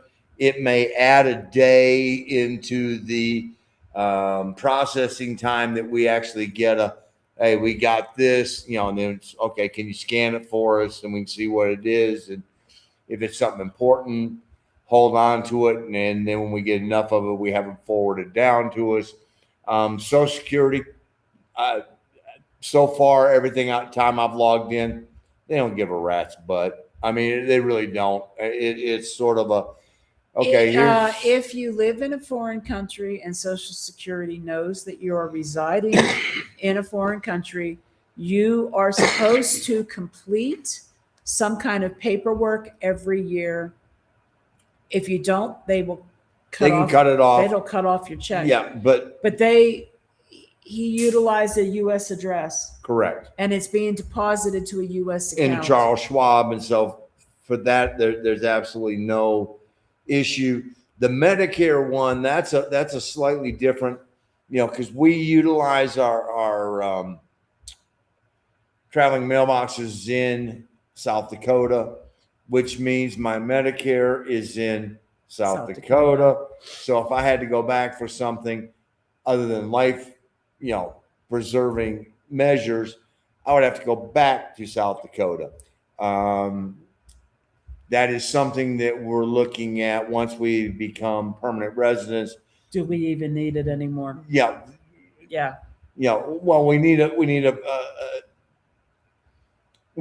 a traveling mailbox, but we may get one that's closer to the border because, that's one of those where, okay, the car issue, once we become permanent, then we're going to have a car down here, and we won't have to worry about, that in the U.S.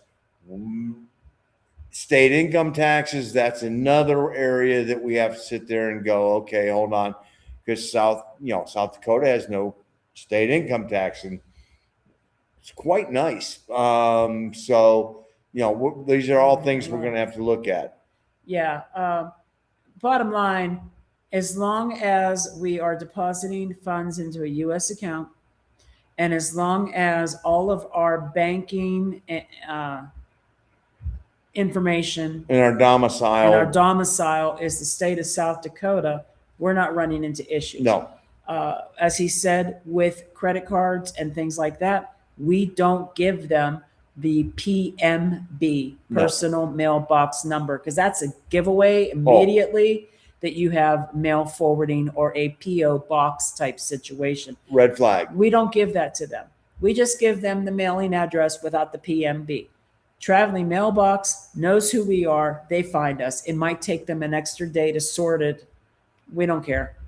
But it keeps those types of flags off of us. So far, that stuff's working okay. Have you heard of an expat getting a loan for a home in Mexico, specifically Querétaro? Yes. It can happen. It does happen. We know people that are doing it.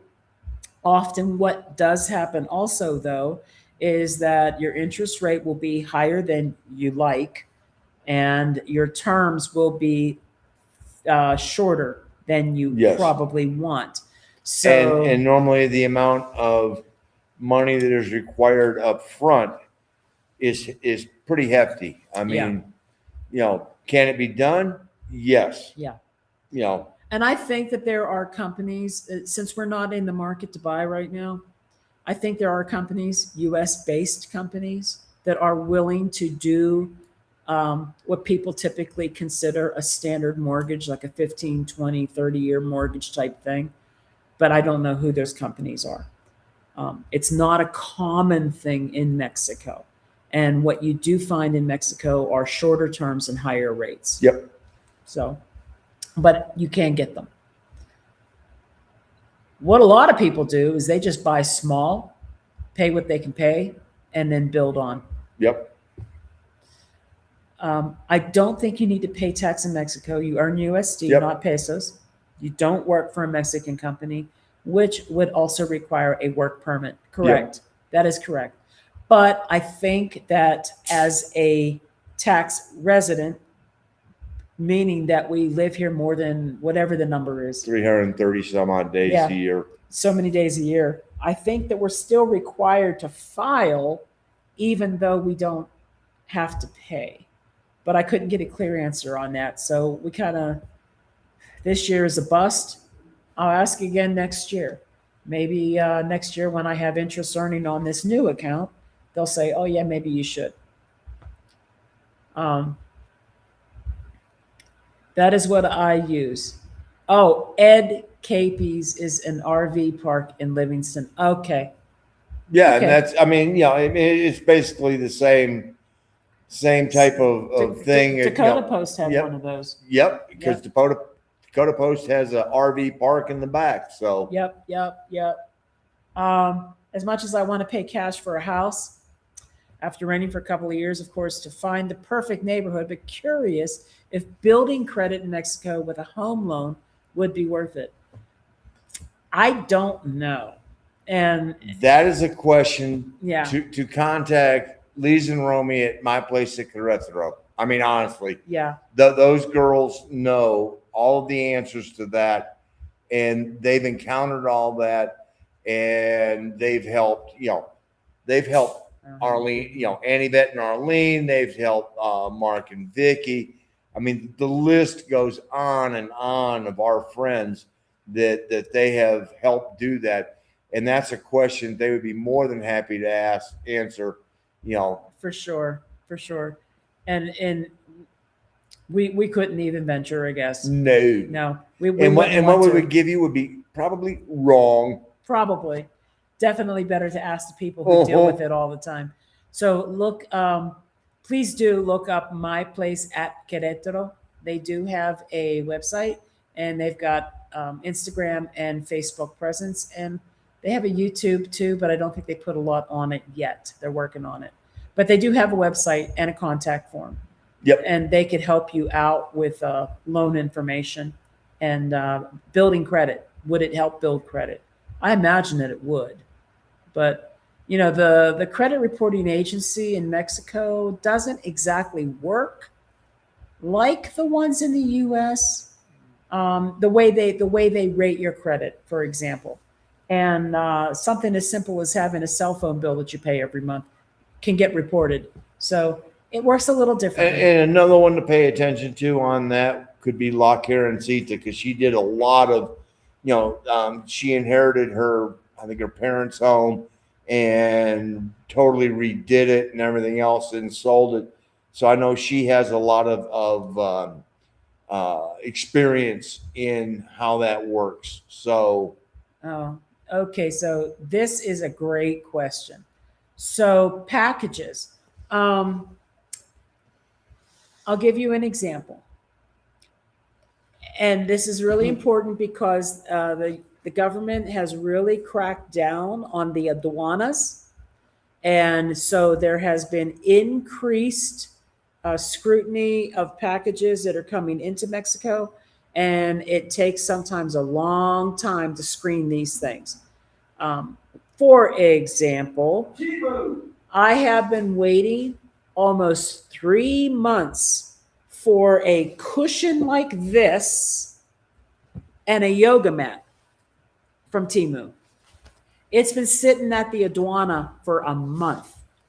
Arlene ordered a Viking outfit for the Renaissance Fair, and I think it's been 2 months, and she just got it. Well, guess what? The Ren Fair was like 2 or 3 weeks ago. And it wasn't always that way, but it is now. And they will open up the mail for our forwarded mail, even with letters, credit cards, magazines in them, and they will inspect that. So this is happening. That's number one you need to know. I ordered, I have a body butter that I really like by Old Whaling Company. And I ordered, because they started shipping internationally, I paid the shipping fee, which was almost half of what I ordered. Like it was like $25 to ship it here. But Annie and Arlene really liked a couple of the body butters, and I thought it would be a nice gift. Well, I had to order at least $50 to qualify for the international shipping. And if I ordered more than $50, then I would also have to pay VAT. So as long as it was $50 or less, I didn't pay any extra tax, but it had to be at least $50 or more to even ship. And that was cool. I also like to support Kickstarter campaigns. Well, I will not be doing that anymore because I have learned my lesson. Who? Kickstarter stuff that I get tends to be in the electronics area. So I got this gadget. It's about this big.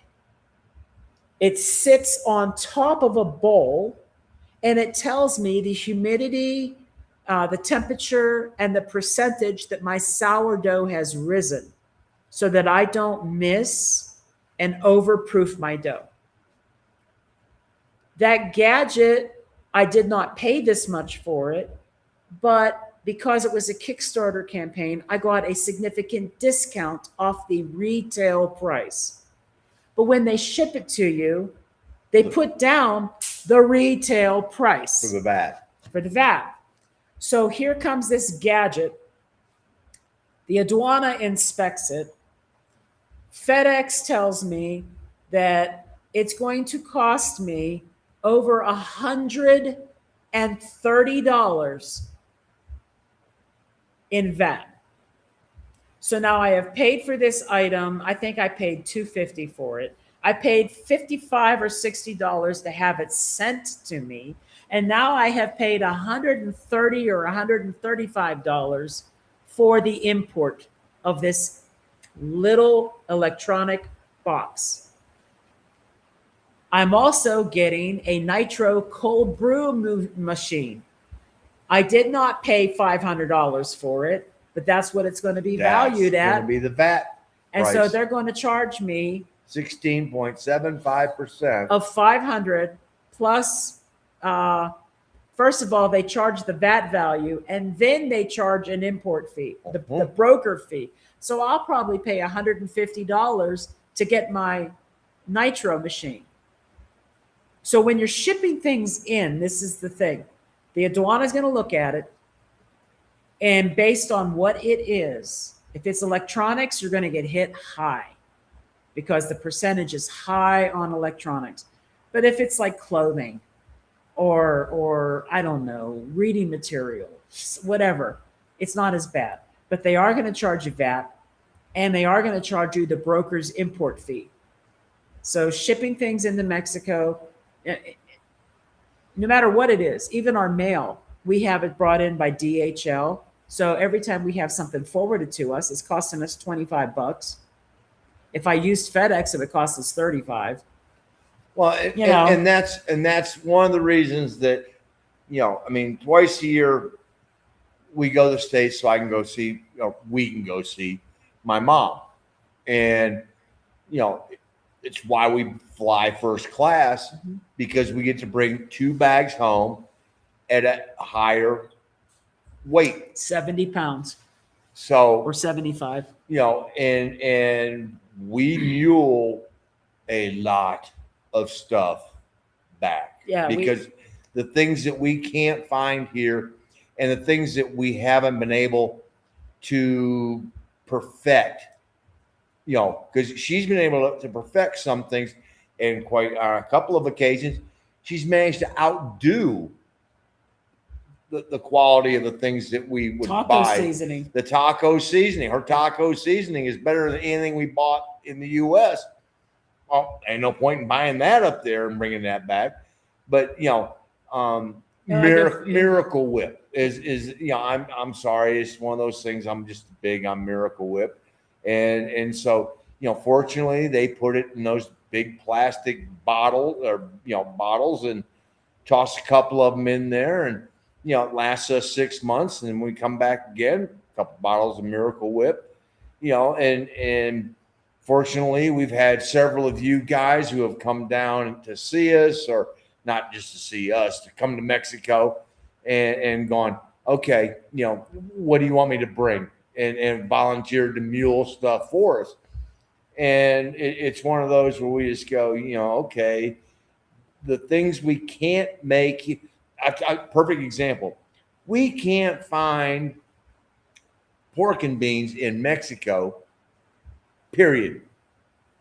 Period. They got frijoles galore. Pork and beans? Nope. Kidney beans?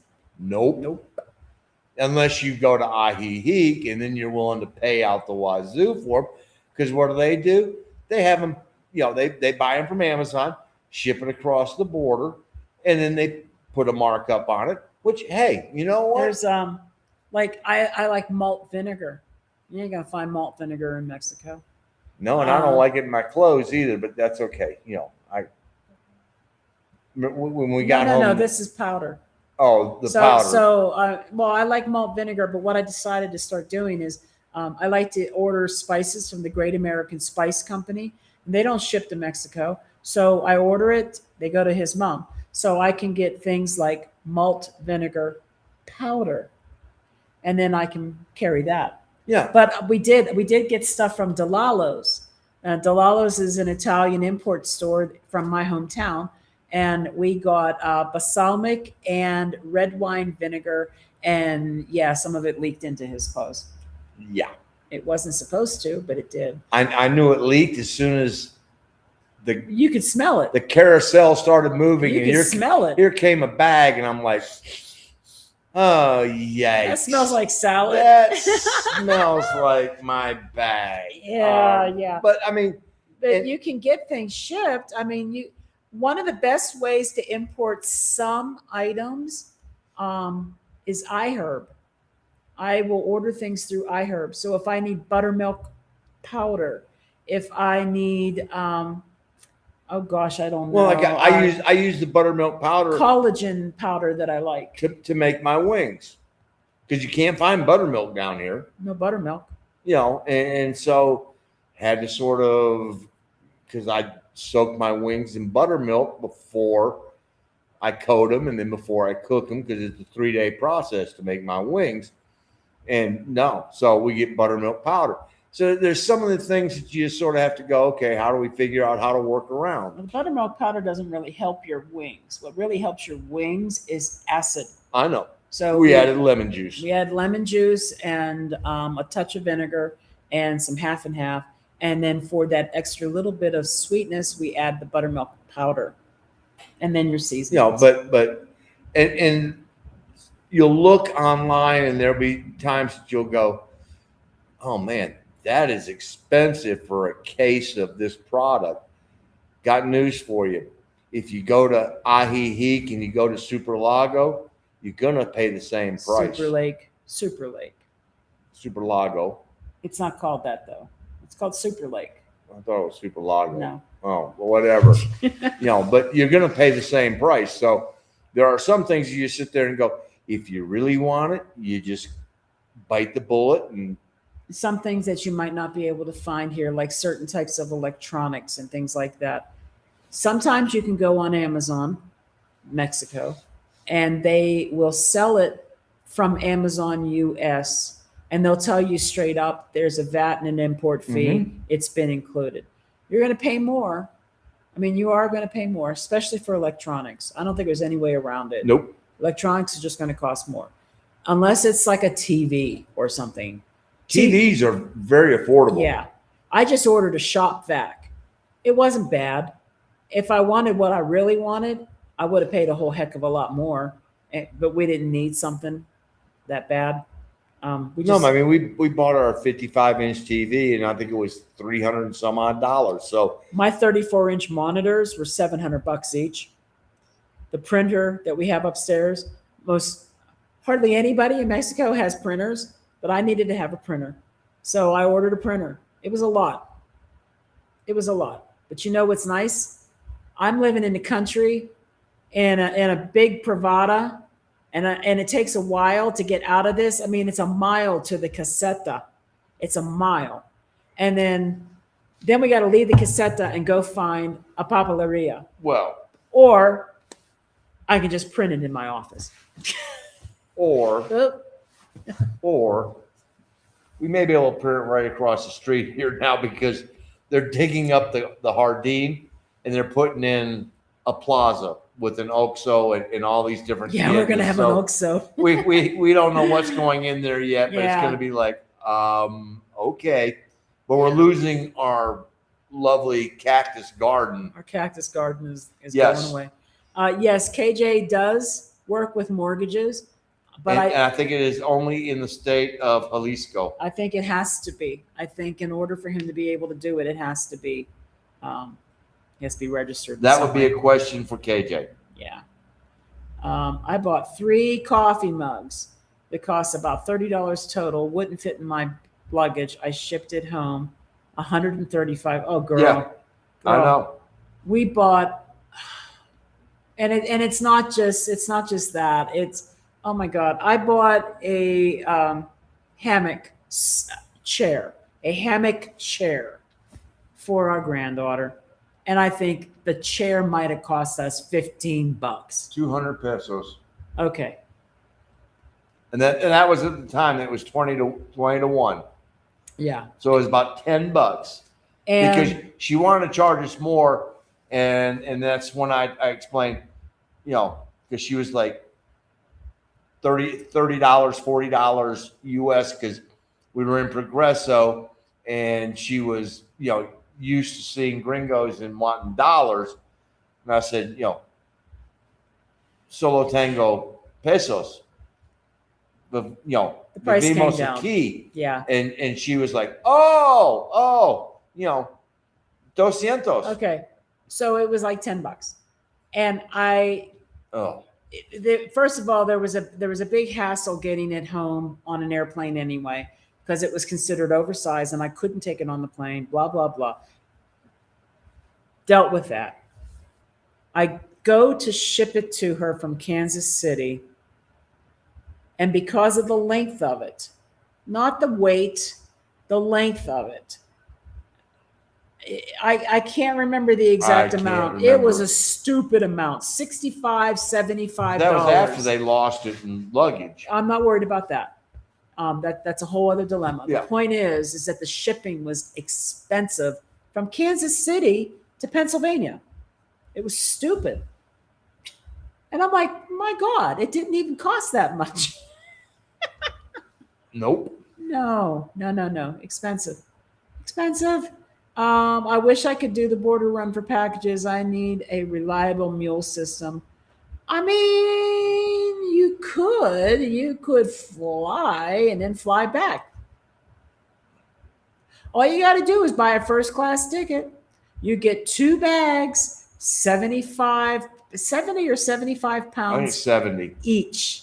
You get 2 oversized bags checked, included in your ticket. And if you want to shove everything in those 2 bags, I think it's worth it. I don't know. Just be prepared that you may end up getting searched, with the bags, because we have been fortunate every time until this last trip, we got sent over here and we had to open up, and it was like, and then went KSS Day, and they pulled out the can of pork and beans, and I was like, no es posible que compro aquí, and he just looked at me and went, and he looked at it and went, oh, that's verdad. He knew, yeah, you can't buy that here. He set it aside and kept going through, and then was like, está bien. So, okay. Yeah, you might get searched. They're looking for things that you can't bring in, like meats, fruits, seeds, things like that. But we do this all the time. We mule stuff every trip we take. Oh, yeah. One of the things I'll do is when we get to Kansas City, I'll go to Costco there and I will buy my, I don't know what to call it. Supplements. It's like a joint. The supplements. Move free ultra, but I buy the Kirkland brand because it's much cheaper. And I buy like 2 or 3 bottles of that, and I combine them all into 1 bottle or 2 bottles, and I pack that. And that'll last me months. Oh, that's the same thing we do going the other way with the ivermectin. I mean, exactly. So that's how we mule. And that first class airline ticket makes it worthwhile if you're going to bring back a lot of stuff. Oh, I would love to have your taco seasoning if you ever have time to share. Yeah, one of these days I'm going to write all this stuff down and I'll stick it out on a post or something. Maybe I'll make it a community post and It's one of those where she found this. I think we were in found it online somewhere. We were in Oaxaca and we were doing taco salad, and she's like, "Hold on, this can't be that hard to make." And she went online, found the recipe. The problem was we had purchased, believe it or not, McCormick taco seasoning. Oh my god! Oh my god! It was so salty, disgustingly salty. And if you thinned it out too much, then it didn't taste. Then it didn't have any flavor.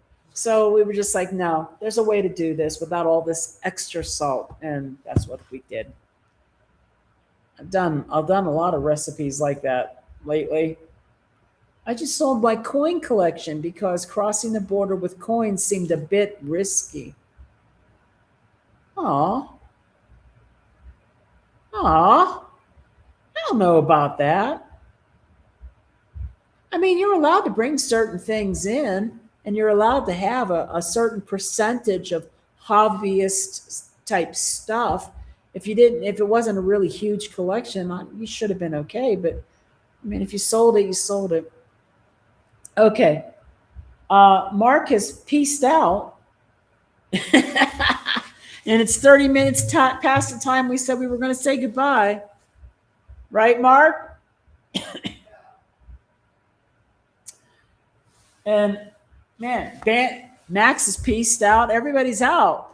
All right. Well, I guess I'll say goodbye. So we are going to be back. Oh, yeah. Hey, making your own taco seasoning. Yes.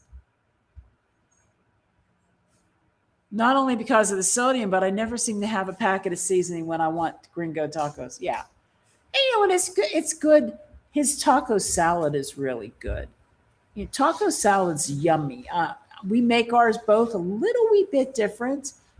He likes his with some salsa and some crushed up corn chips. I prefer mine with some ranch dressing and some crushed up Dorito chips. But essentially, it's the same thing. And it's got the ground meat and it's got beans. He likes refried beans. Well, I prefer kidney beans, but kidney beans are hard to find here. And lechuga, tomato. Yeah, cheese.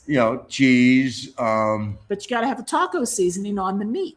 Yeah, if you don't season the meat, it's sort of boring. So, you got to have that good taco seasoning to give it that flavor. And thank you, Cindy. Yeah, we're going to go see Rush. I cannot wait. It's been, I don't know, 10 years? No, longer, because Neil Peart was alive. About 15 years since we've seen them. You don't remember? No. Really? It's not one of those watershed moments that I go, ooh, the last time we saw Rush. I mean. Wow. That's sad. I remember you distinctly kind of laughing at the guys that were geeking out in front of us. Yeah, I was laughing at them. I mean, it had nothing to do with the South Park videos on the screen. No, I mean, they do a great show. They have great graphics and everything else, and but it's put it this way: if it was up to me, we wouldn't be going to Mexico City. So yeah, I see. Hey. Yeah, we're gonna enjoy it. I will anyway. Me and Mark Balder are gonna enjoy it. I like making taco salads or gringo taco meat with an edible taco bowl. That sounds yummy. Yummy. It really does. It makes me hungry for Shomar's Greek salad for some reason. God, if they don't live in the Carolinas, they have no clue what Shomar's is. I know. I'm sorry. Have fun at the concert. No getting tickets on the way. Oh, we're riding a bus. Riding a bus. No. This is. We take Max over to Annie Vet in Orleans, drop him off. Uber will pick us up, or a taxi will pick us up, take us to the bus station. We'll leave the car over there, and then it's and Yeah. I'll guarantee you we'll be listening to Stairway to Heaven on the way over, because it seems this is this guy's route, and That's so what he likes to play. And Showmars, for those who didn't understand my comment, Showmars is a North Carolina chain of restaurants, and they are very heavily focused in the Charlotte area, but they are outside of Charlotte as well. And I want to say that the family who runs Greek. it are probably Greek. no, not probably, they're Greek. And Yep. it's a weird kind of combination of foods that are available, because it's fast food, but you get Greek, but you can also get things like a hamburger. So, you can get, you could get a really good Greek salad in a nice, yummy, fried, crusty bowl thing. So you're getting your feta and you're getting some olives, and they also have they sell gyros. You can get a gyro salad, Mm-hmm. but then they also sell French fries and hamburgers. Like, Well, and people go there and like, why did you order anything except for the Greek stuff? You can get a hamburger and French fries anywhere. because this way the people who like the Greek food can go, and then you have people like me who are married to the people who want the Greek shit, Opa! who are going, oh yeah, let me have the pulled pork barbecue sandwich and fries. So yeah. Yes. And me too, Bruno.